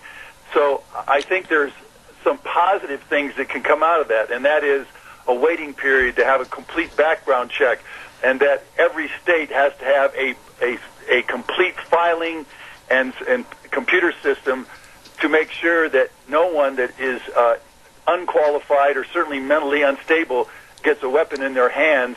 And certainly the age, raised up to 21 is certainly reasonable to me. There's no way an 18-year-old kid should have an automatic weapon like that from my own point of view. Well, wait a minute, though. Wait a minute. Go down to what's causing all of this violence, whether it's 5,000 teenagers killing themselves, and that's 14 a day, as shown by the CDC studies, and then the 42,000 people dying of drug overdoses every year. 42,000, folks. 42,000 people die of opioid drug overdoses every year in this country. That in itself is something that is extraordinary, and that we need to start talking about that. Same thing with the texting deaths, the 1.6 million accidents from texting deaths. Is anybody talking about that? 1.6 million accidents and 4,000 deaths every year from kids and others texting while going 70 miles an hour down the road. That is some of that's 40,000 times more than a killings at a Parkland High School or any other high schools. We're talking minuscule compared to the other deaths that are going on caused by other situations. The only thing I would take issue, and we've got a caller with a question, Frosty, is the age. We're asking 18-year-olds to serve in our military. We're telling them to go overseas. We're telling them to lay in the sand in a foxhole and protect our country and that particular country's interests. And then when they come home, we tell them that they're not old enough to have a gun. That's a little ambiguous as far as I'm concerned. Well, and that's true. And when you become a military person, when you join the Army or the Marine Corps, you are literally checked out 100% physically, mentally, emotionally, and the whole 9 yards in order to become a member of our armed forces. And you're also, as you're trained, you are closely guided. And so that gives you a tremendous amount of mentoring by all of the drill sergeants and by the command officers. I mean, I went through basic training at Fort Benning, Georgia. You didn't get to point that weapon except downrange at all times, or you had a drill sergeant right on your rear end. And so that's mentoring and that's strict training. These kids today, again, as I see them, they're watching all of this violence on TV, Criminal Minds, NCIS, you name it. You're seeing it in the video games. It's unbelievable how many kids are shooting away and blowing up everything, and they don't understand what death is. It's just on a video game. Certainly the movies out there that are so violent, we're talking a lot of violence. I'm not really sure that unsupervised 18, 19, 20-year-olds in this day and age have the emotional, mental, sociological command and understanding of weaponry. And so that's why I brought that up to say, hey, for the most part, these 18, 19, 20-year-olds are a bunch of nimwits, and so many of them are just unable or incapable emotionally of handling a machine gun, an AR, an assault rifle with a magazine clip that has 100 rounds in it. Oh my gosh! So that's just my thought. All right, Frost. We have a caller with a question. Caller, quickly with your question, please, for Frosty Woldridge. Yes, there's many things that I'd like to state. First of all, they are 15. There isn't several other weapons out there that shoot the same caliber, .223 or 5.56, that shoot just as fast or faster. That is not in the so-called assault rifle style. Shoots just as accurate and everything else. And the other thing is when you look back at history, I'm 37. Growing up, we had to take hunter safety and gun safety in school. Okay, it was kind of an option, but we did it in school. We were raised around firearms growing up. We knew how to handle them. We knew the safeties of downrange and what not to do. My opinion is nowadays nobody's taking the time to teach these kids when they're in school gun safety. And I think that is a very important thing that we need to start teaching our young adults now versus wait for them to try to figure out from a video game or some dumb movie. All right, caller. I appreciate that. Frosty, respond to the caller, please. I appreciate that. Thank you. I agree with the caller. He's so right. And at the same time, I'm an old country boy from Michigan. So my dad, 30-06, 12 gauge. I fired all these weapons as a kid, and my dad taught us. Father to son, and going out and shooting birds and the whole thing, pheasants, and certainly shooting deer and going and doing all of that, and the hunter safety. But you're getting these kids in these cities, and there's so many millions of kids out there in these major cities, and there's no way to teach them, or if there is, I don't know how you do it. And again, they're so completely brainwashed with the violence that's going on throughout all of the media that I don't know how you back that up, or I don't know how you mitigate that and try to teach some kind of responsibility. I think we've got ourselves in such a big mess with these big cities. I mean, 11 million people in the middle of Los Angeles. Do you think we can teach these kids to have decent gun safety? Middle of Chicago with all the violence going on there, do you think we can teach gun safety? I'm not. I think it's getting so big and so out of hand. I'm not sure that we have an ability anymore to actually make responsible teenagers in these early years when it comes to firearms. I will say this, and we've only got a few minutes left here, but I think you'll agree with this. I think we need to start over from scratch and start also in the school systems a better teaching method of how to train up better citizens of this great United States. That's what's lacking. That's my opinion. Well, and that gets down to we need to come back to a personal accountability, personal responsibility. We've got to introduce to these children common sense. That's right. And we need parents to get involved. As one of the parents said on Facebook, she was a teacher, and she says, I'll tell you why these kids are out here with all this bullying and all of this firearms and violence and all that goes with it. When I have parent-teacher conferences, like 10% of the parents come in for parent-teacher conferences.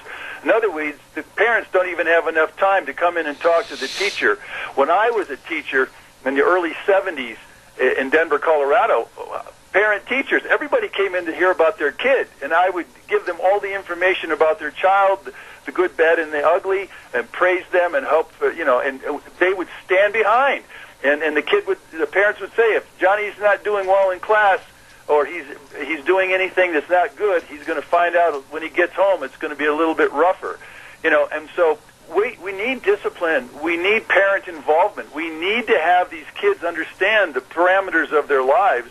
And today, that's not happening. I mean, when you look at the dropout flunkout rates here in Denver, Colorado, as high as 67% dropout flunkout rate from Denver public schools. And you go to Chicago or you go to L.A. or any of these big cities, we're talking 50% dropout flunkout rates. Does anybody think that anyone that drops out of high school has a brain, has common sense, has personal accountability, has personal responsibility? And the answer is no, they don't. And that's the kind of students and that's the kind of young people we're having to work with. And if you think anybody at that level has a brain, has common sense, and then they can get themselves hands on a firearm, oh my gosh, Zeb, we're talking a mega problem across the planet, across the country. Well, in order to better brighten your day with more information, I want you to respond to this. A news story came out over the weekend that Barack Obama was interviewed, and in that course of the conversation said that, boy, he wishes that he could be cloned into at least 1 million other Barack Obamas because they need him more today than ever before. Oh, please, Frosty, respond to that. I would like to take the original Barack Obama and toss his rear end back into Kenya or wherever he came from, because that man is not a full-blooded all-American man. And everything he did in the White House was counter to everything that America stands for. Again, as I reported, he had 9 Sharia law Muslims and a prayer room for Muslims in the White House. We can't get rid of that man fast enough, because he would be the man that literally the Sharia law agent of Islam to literally degrade our country into the nightmare that most Islamic countries are. No freedom of speech, no freedom of religion. Women are property. Female genital mutilation, honor killings at 20,000 per year. That's 54 women per day get killed by their husbands because of they're wearing jeans or they speak up. No, I'm sorry. Barack Obama, who is a Muslim, has no business being in America, has no business saying anything about America, because he's simply not an American, and I'll stand by that statement. So I would assume that what I hear you saying is that you're not in favor of the cloning.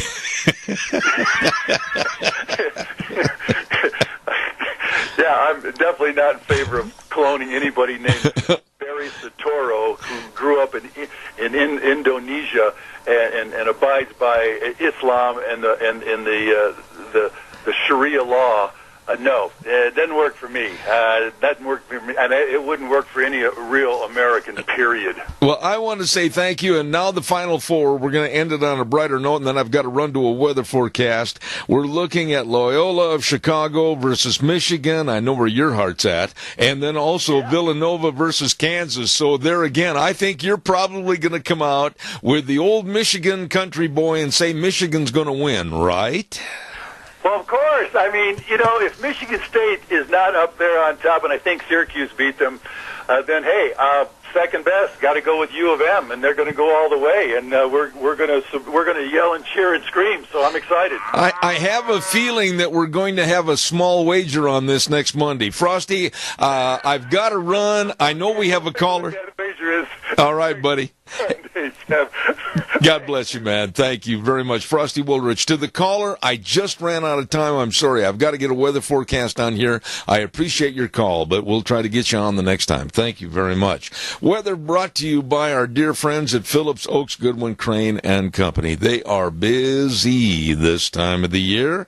As we go closer and closer to tax time, they've been providing accounting services to the Mini-Cash area for well over 50 years. Please know that they are the best when it comes to tax return preparation, tax planning, financial statement preparation, retirement planning, and so much more. With offices in Burley and Rupert, Phillips Oaks Goodwin Crane and Company. And right now, here's the weather. Looking like it's going to be somewhat of a decent week. Good morning for your 7th Ranch weather forecast. Scotty Cameron sitting in for Gina Jameson. Mostly sunny today, expecting a high of 46, wind gusts right around 21 miles an hour. For tonight, mostly clear, expecting a low just about 26. Then for tomorrow, mostly sunny, a high of 52, mostly cloudy Tuesday night with a low of 38. The wind's going to pick up just a little bit on Wednesday, looking for a high of 52, and then partly sunny skies, partly cloudy Wednesday night, a low of 34. Then for Thursday, mostly sunny and a high of 55. That's your 7th Ranch weather forecast. I'm Scotty Cameron. And brought to you by some of the very best folks that can help you, your business, and your family with all the tax return preparation, business consulting, whether you should expand a business, how to hire more employees, all of this. Phillips Oaks Goodwin Crane and Company. As I said, with offices in Burley and Rupert. Oh, my goodness. As I said, we're running a little bit late here this morning, and I also want to pay tribute and a big thank you to Cameron and Siemens Insurance, Highway 24 in Rupert. My goodness. The very best of life insurance, health insurance, retirement planning, employee benefits, and so much more. Helping you, your family, and your business in what needs to be protected. They'll make sure they sit down and analyze the situation and help you. Please get a hold of them today. Make an appointment at 436-4424. That number again, 436-4424. Cameron and Siemens Insurance, Highway 24 in Rupert. Wow, you have these busy, busy days, and I appreciate all the calls. I am sorry I couldn't get that caller on just a minute ago. I flat ran out of time. Here's what's coming up next hour. We've got Brian Maloney coming on the air.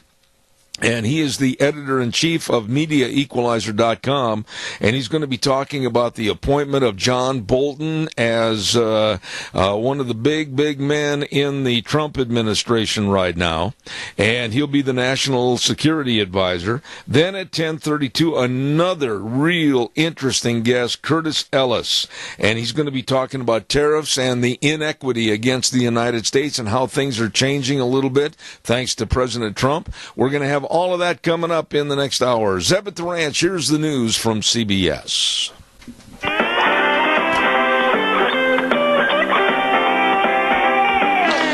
Good morning,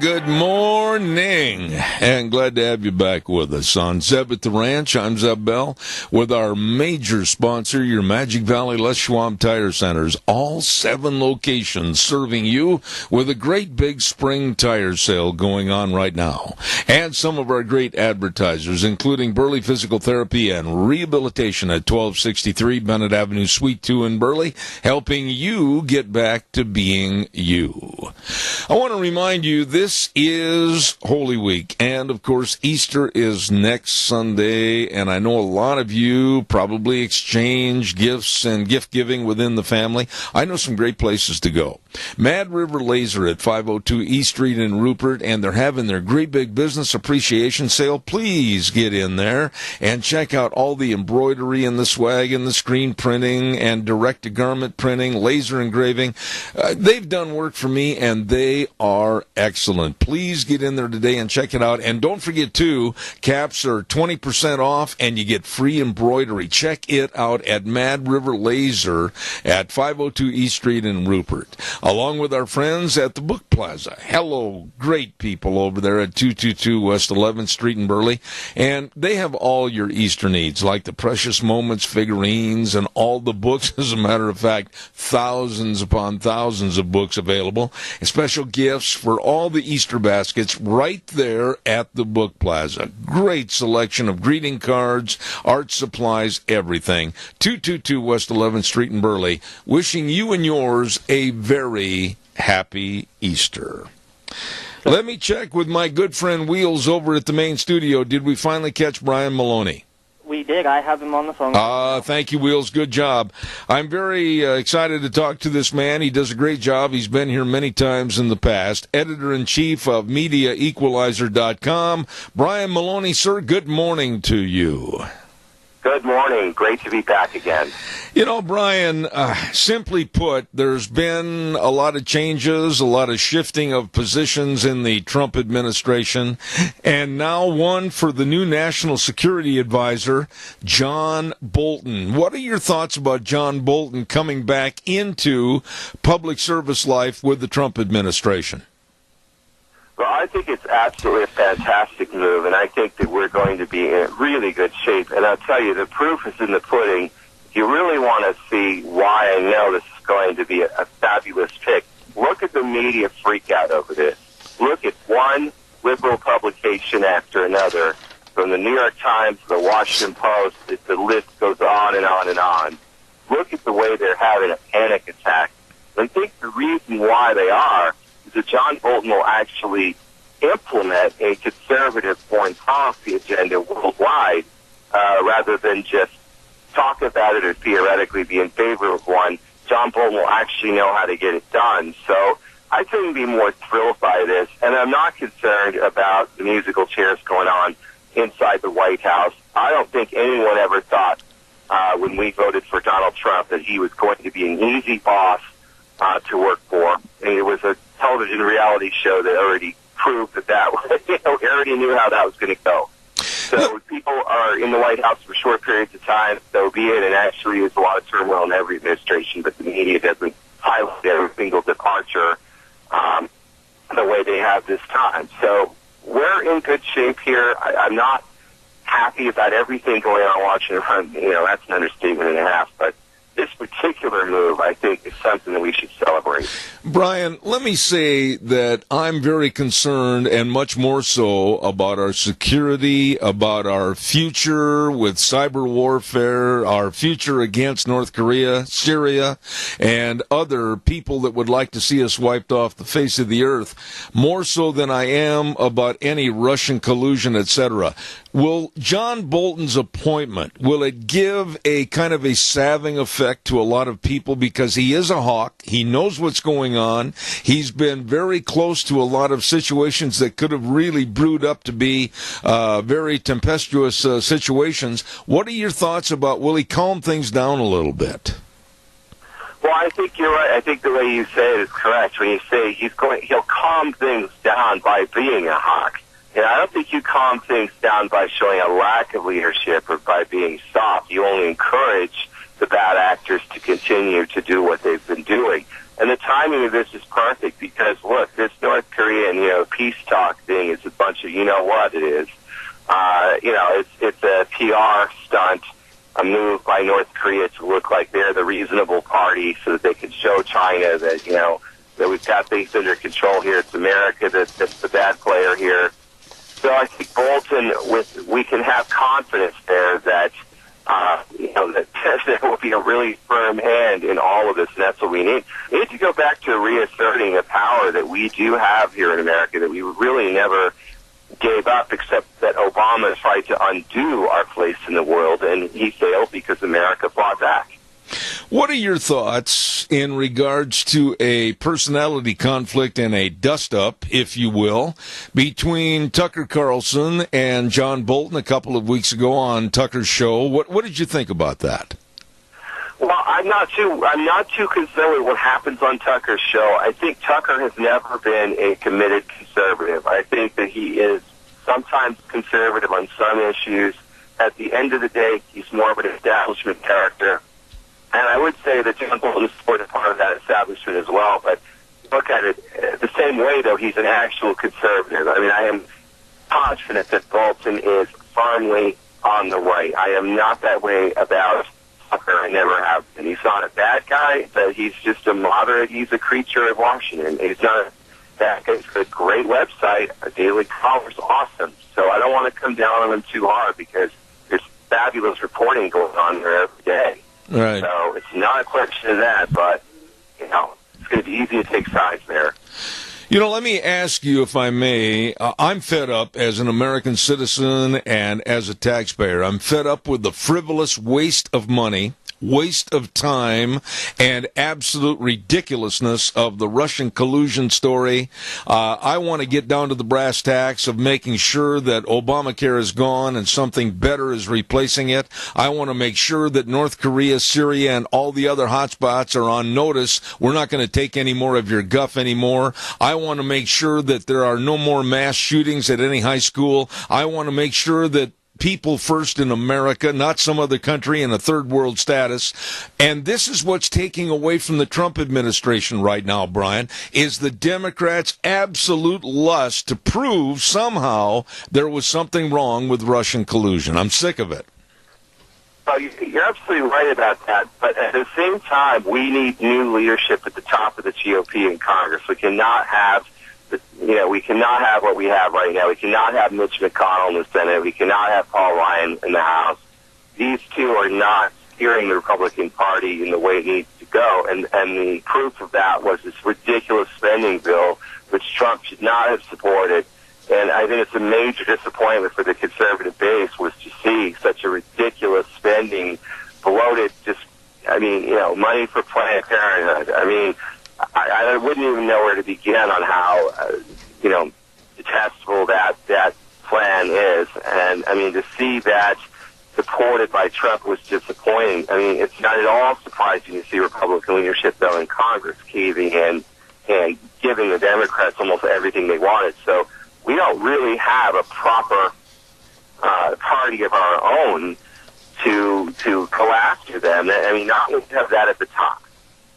You know, you said it and you brought it up, and I want to elaborate on it a little bit. I wrote about it in my blog this last week. Here we have all the criticism of sanctuary cities and the absolute excusing for felonious activity in those cities, and now the Republicans are going to turn around and hand money to those sanctuary cities and also to Planned Parenthood. They will kill the babies, but then Planned Parenthood turns around and they help fund the anti-gun marches that were across the country this past weekend. This is ridiculous that the Republicans didn't have any backbone or sand in their system.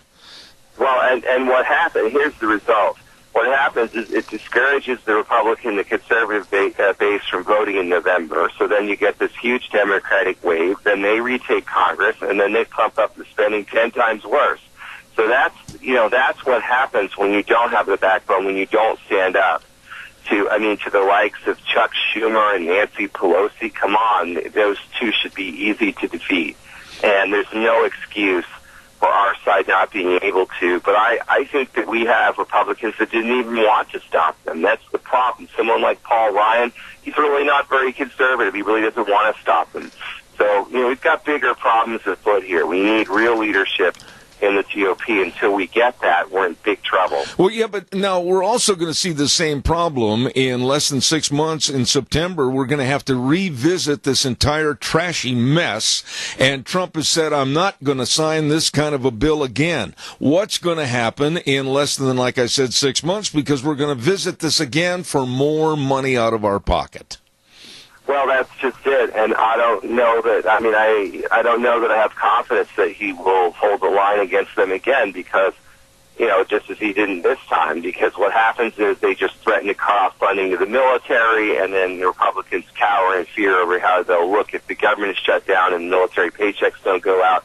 So as long as they hold our troops hostage, that's what the Democrats are doing now. They hold our troops hostage, and they get whatever bill they want signed. And so if that's the new strategy, it's working beautifully for the Democrats. So the Republicans had better figure out a way to maneuver around that, and they don't seem to know how. So to me, it's inexcusable to not be more sophisticated than the Democrats. And it's unacceptable to me. Let me ask you a real simple question, Brian, and you're closer to this than most people are. Do you see any want to close the borders down from either side of the aisle, or is this problem just going to be exacerbated day after day, month after month, year after year, and we, the American public, are going to get nothing? Well, I don't want to give up on it yet, but, I mean, when you saw this bill, what you saw was just simply funding to shore up and patch up the many millions of holes in whatever passes for a border fence right now, and no wall. So I think this was such a colossal mistake by Trump. And I understand why it happened. Again, holding the troops hostage. The minute the troops aren't getting their paychecks, we have big problems. I get that. But on the other hand, when the centerpiece of your campaign was the border wall and now we're patching up a fence, I don't know. You've got to do some soul searching and say, is this why I ran? Is this what I promised the people? Have I let them down? I think the answer is, yeah, you've let them down for now. You've got to fix this mess very quickly because we need that wall. Mexico is a basket case. People are being killed in Mexico every minute. And we can't have the spillover effect of that. And it's not even as much, even just about the illegal immigration, but the narco-terrorism going on there every single day. It's a failing state. We have to be walled off from it. We have no choice. It doesn't even matter if they're crossing our border anymore. It doesn't matter. It is a state we need some distance from. Let me ask you this question. Could he, or should he, speaking of President Trump, look at the budget in this omnibus bill that is for the military, and again go back to the could he or should he?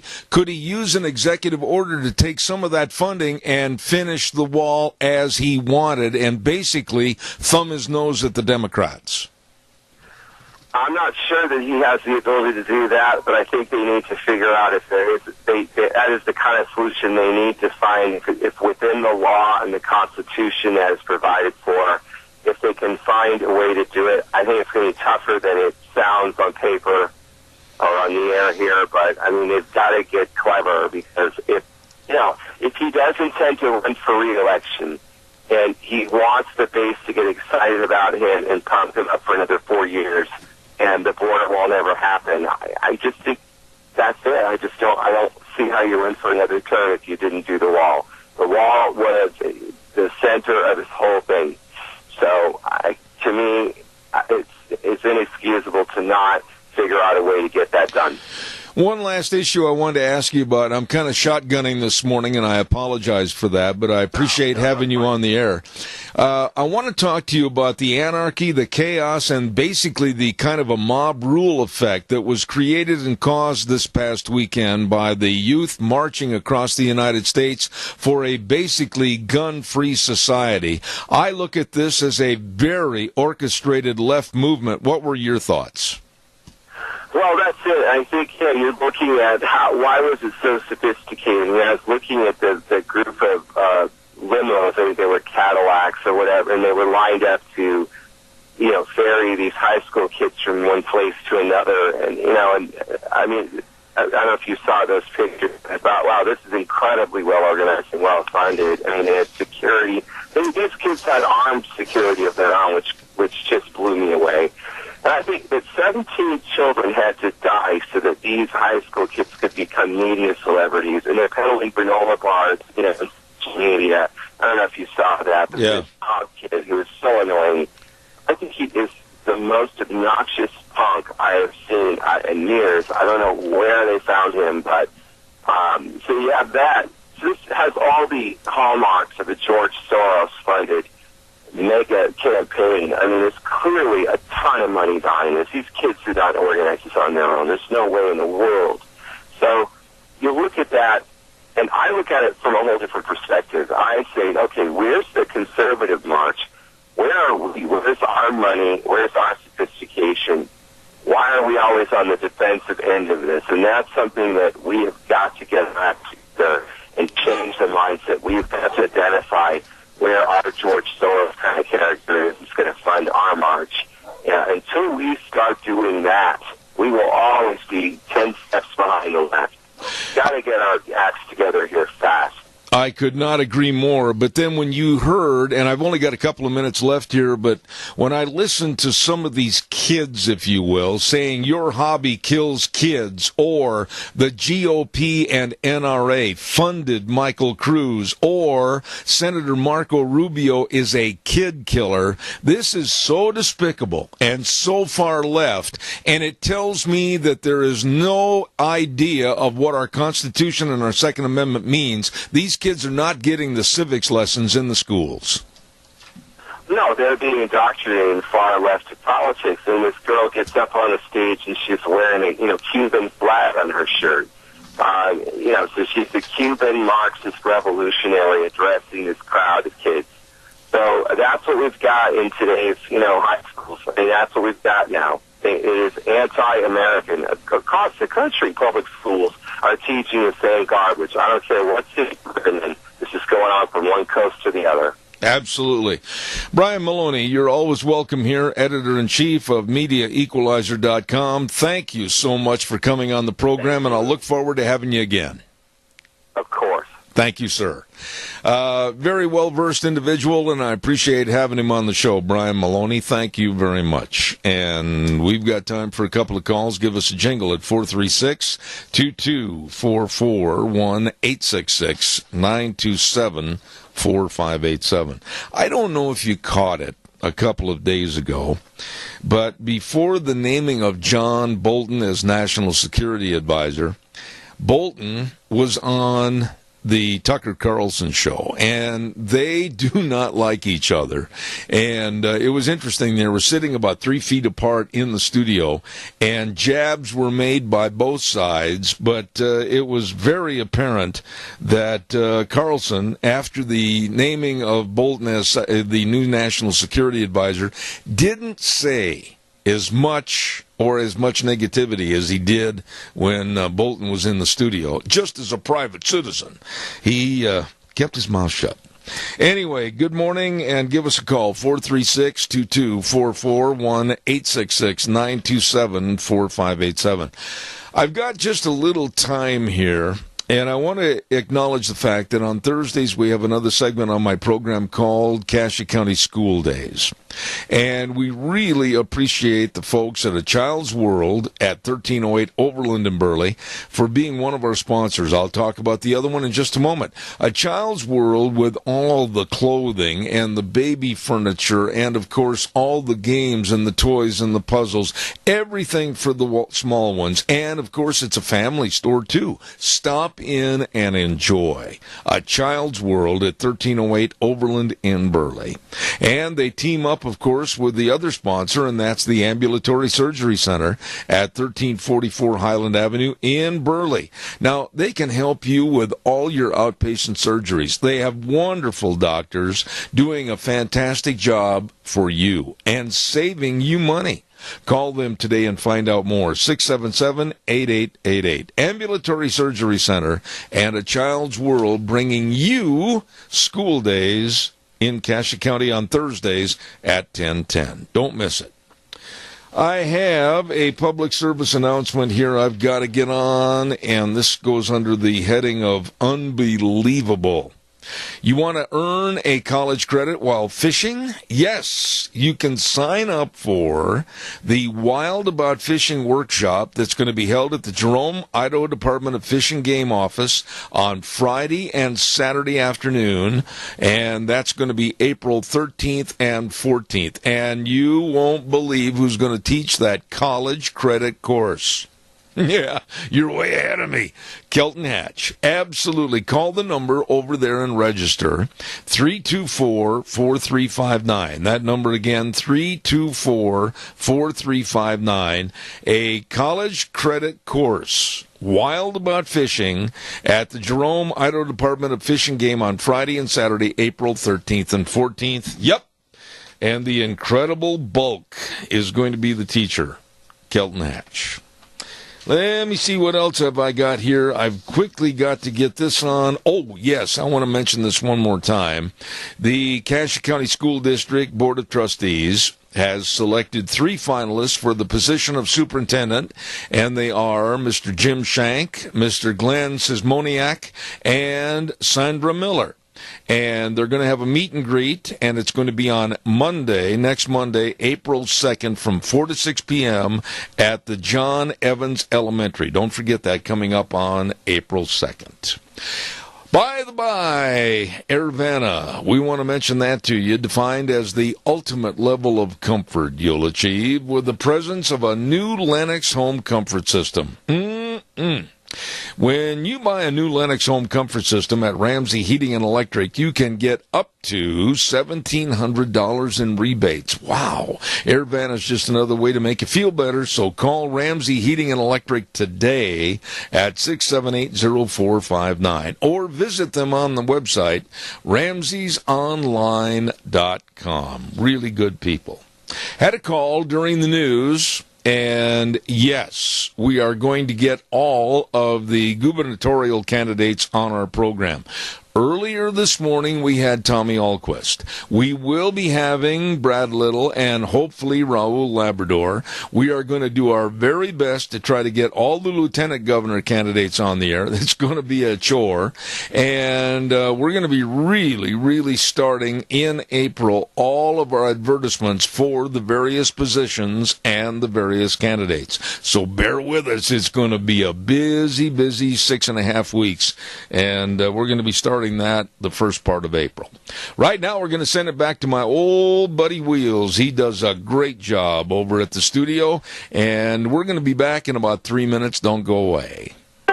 And now, back to Zeb at the Ranch on AM 1230 KBAR. To reach Zeb, call 436-2244 or toll free 1-866-927-4587. And now, here is Zeb Bell. We are going to continue on the vein, if you will, of what we were talking about all morning long, and that is basically what's going on in politics nationwide, worldwide right now, with the omnibus bill and Trump, of course. I like what he's doing to try to equalize the tariff situation around the world with our trading partners.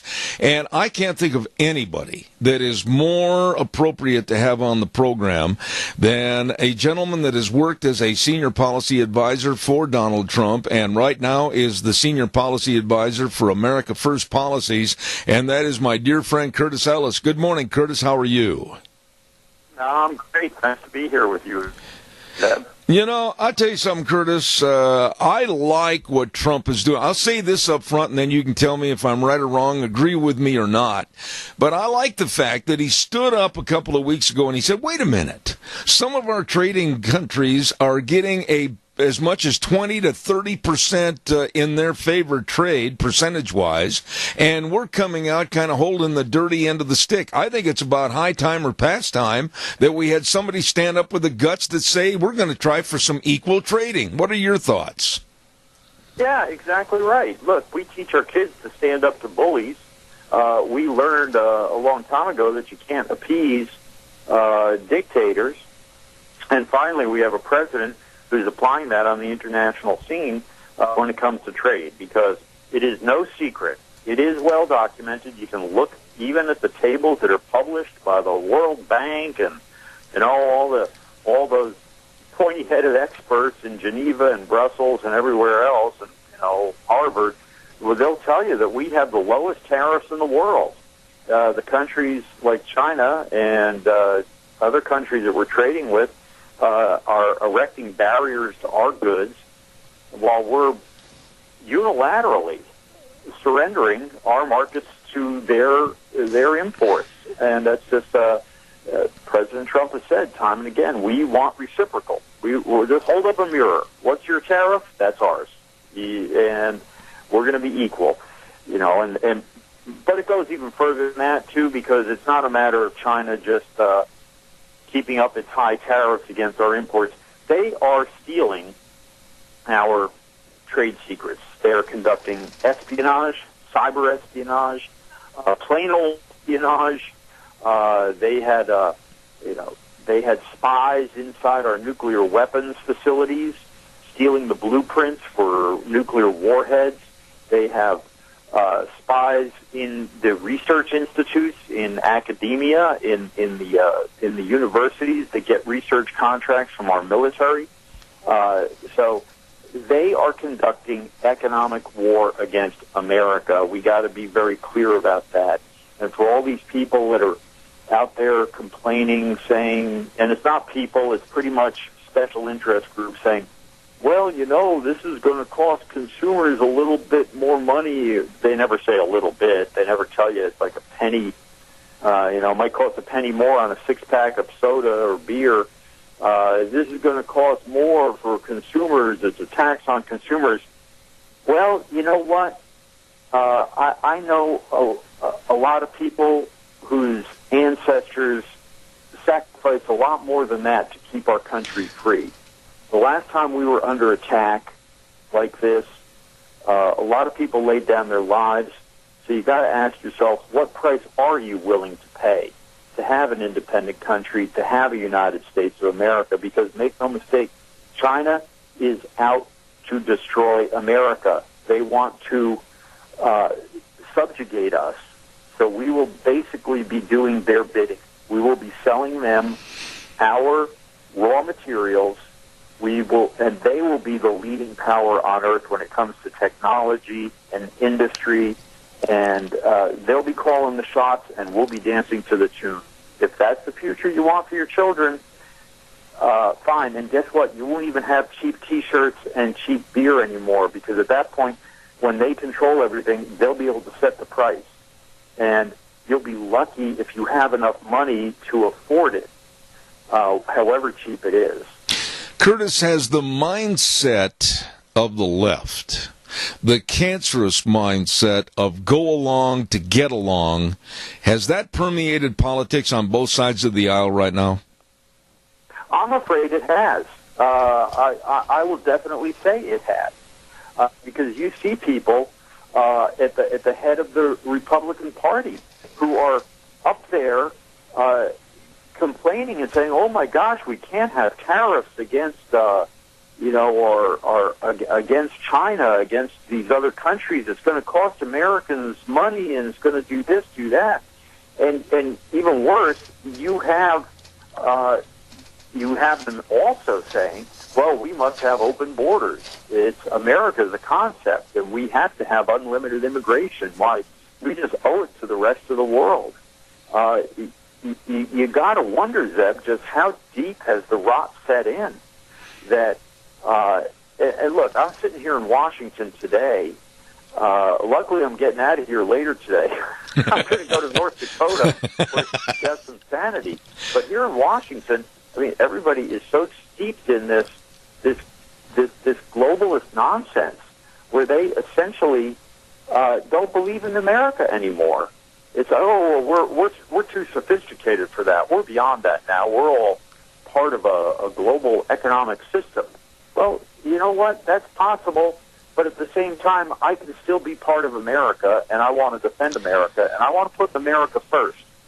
Look, I'm going to get on a plane later today, and they're going to give me a little safety briefing, and they're going to say, in case of emergency, the masks will drop down. Put your mask on first before you help someone else. And that's what America First means. Amen. We have to help ourselves before we can help anybody else. Amen. Amen. That is the sermon for church next Sunday. Amen. Listen, Curtis, let me ask you this. And I don't know this to be true. You're closer to it than I am, and you know more about this. But now with this new frivolous, stupid omnibus bill, which I wish Trump would not have signed, but he was caught between a rock and a hard spot, can he or will he, do you think, go ahead with an executive order and say, okay, you don't want to have funding for the border wall? I've got increased funding for our military. I'm going to write an executive order and send our soldiers and our wherewithal down to the border to tighten it up. And he signs an executive order to take some of that money out of there to fund that project. Am I way off base on this? I don't think you're way off base. You know, I'm going to be diving in later today to look at something called the National Security Strategy. There are two documents. I was talking to a Major General, a retired Air Force general the other day who was telling me that it's just extraordinary what President Trump has done. There's 3 documents that were produced in 14 months, in the 14 months of this administration. One is the National Security Strategy document. The other is the National Defense Strategy, National Military Strategy. And the third is the Nuclear Posture Review. These 3 documents are essentially set out the national security doctrine of the United States of America for the next 10 years. And as he was explaining to me, every single order that is issued by the military, if you're a commanding officer and you are issuing orders to do an operation in country X because there's something going on, you have to refer back to one of these documents. This is how they enforce military discipline, enforce chain of command, and make sure that all the money that's spent, all those billions of dollars that were just allocated to the military, are spent the right way and are spent in accordance with the chain of command, the commander-in-chief's thinking. And he said these documents, in a sense, are more important than the budget because they tell you how money has to be spent. Now, in that national security strategy, they talk about the borders and they talk about maintaining borders. So it is conceivable that it would be within the purview to do what you just suggested. I'm going to take a closer look at those today. I'm writing a piece about this because you keep hearing about chaos in the White House and, oh, my gosh, this is so chaotic. And it's just all over the place, and it's crazy town in the West Wing. What this general was telling me is that it is extraordinary for an administration to be as focused and determined and have the right people in place and get them all on the same page to produce this forward-looking, 10 years down the road, national security strategy, which will direct the Pentagon, the Department of Defense, the Department of Homeland Security, the FBI, the Department of Justice, on what to focus on. And significantly, just let me finish up by saying this on this subject, is that it has changed the focus from ISIS and Al-Qaeda oriented to our rivals of China and Russia. And as he was explaining, in 20th century warfare, it was all platform oriented. 21st century warfare, this recognizes it's economic warfare, economic oriented. And in the previous Obama administration, the people writing this document, because they wrote one too, they were all lawyers, they were all very young, and they didn't have any real-world experience. Now we have people who have a depth of experience, a breadth of experience, real-life experience, have been to the rodeo a few times. They're not just lawyers and academics. They understand that other countries are out to get us. It's not just kumbaya, and if we trade with them and give them T-shirts and cars, they're going to be our friends and they're all going to love us forever.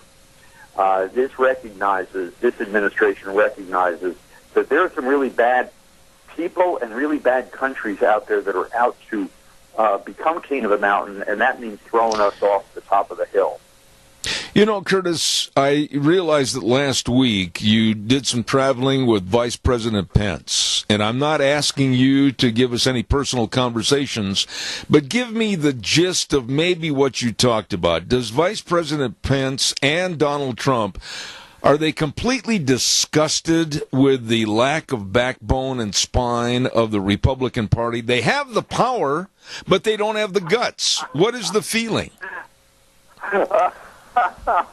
Well, I get the feeling you are. Let me tell you, you're not the only one. The vice president's a very gracious man. He's a good man. He was very proud to stand next to Donald Trump, President Trump, when the president announced that we're going to be standing up to China and standing up to the basically economic aggression and the economic threat that is deliberately being pointed at us. And Already you see the Chinese coming to negotiate about that.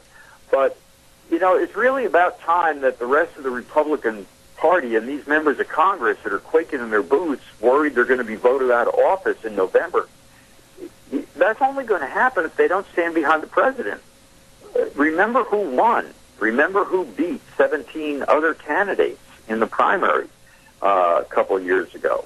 It was Donald J. Trump talking about the wall, talking about trade, talking about raising wages for Americans, and doing it through a combination of tax and trade and regulatory and energy reform. Why aren't they delivering on that? He can't do it alone, as much as we might like him to. There's only so much you can do through executive order. Congress has had 2 years since the election to enact this agenda of President Trump, and if they haven't done it, it's their own fault. Now, in the Senate, it's a different story because, unfortunately, you have this filibuster deal where you need 60 votes to advance any piece of legislation. The Democrats, even though they're not in the majority, they still have those 9 votes, those swing votes. But unfortunately, I don't think some of these Republican members have played hardball. I don't think they played hard enough. We see what Donald Trump did, what President Trump did on the DACA business. He stared them down and he told the Democrats, "Go ahead, shut the government down. If you want to put law-breaking foreigners ahead of law-abiding Americans, have at it." And they folded. They folded like a cheap suit. They knew they were holding the low cards in that game.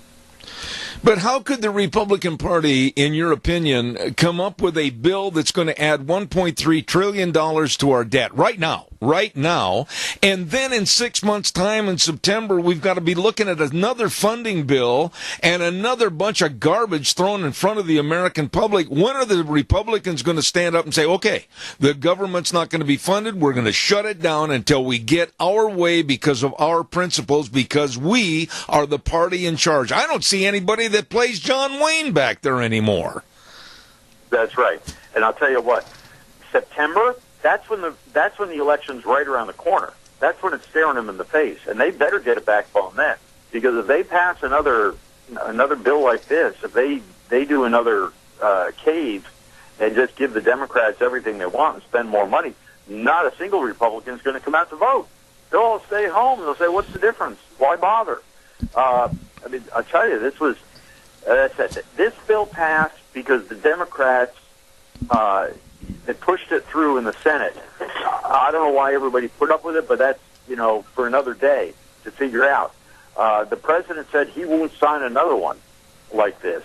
But for the Republicans to do that and then to set themselves up for another showdown for high noon in September or October, right before Election Day, that is unbelievable. That is bad.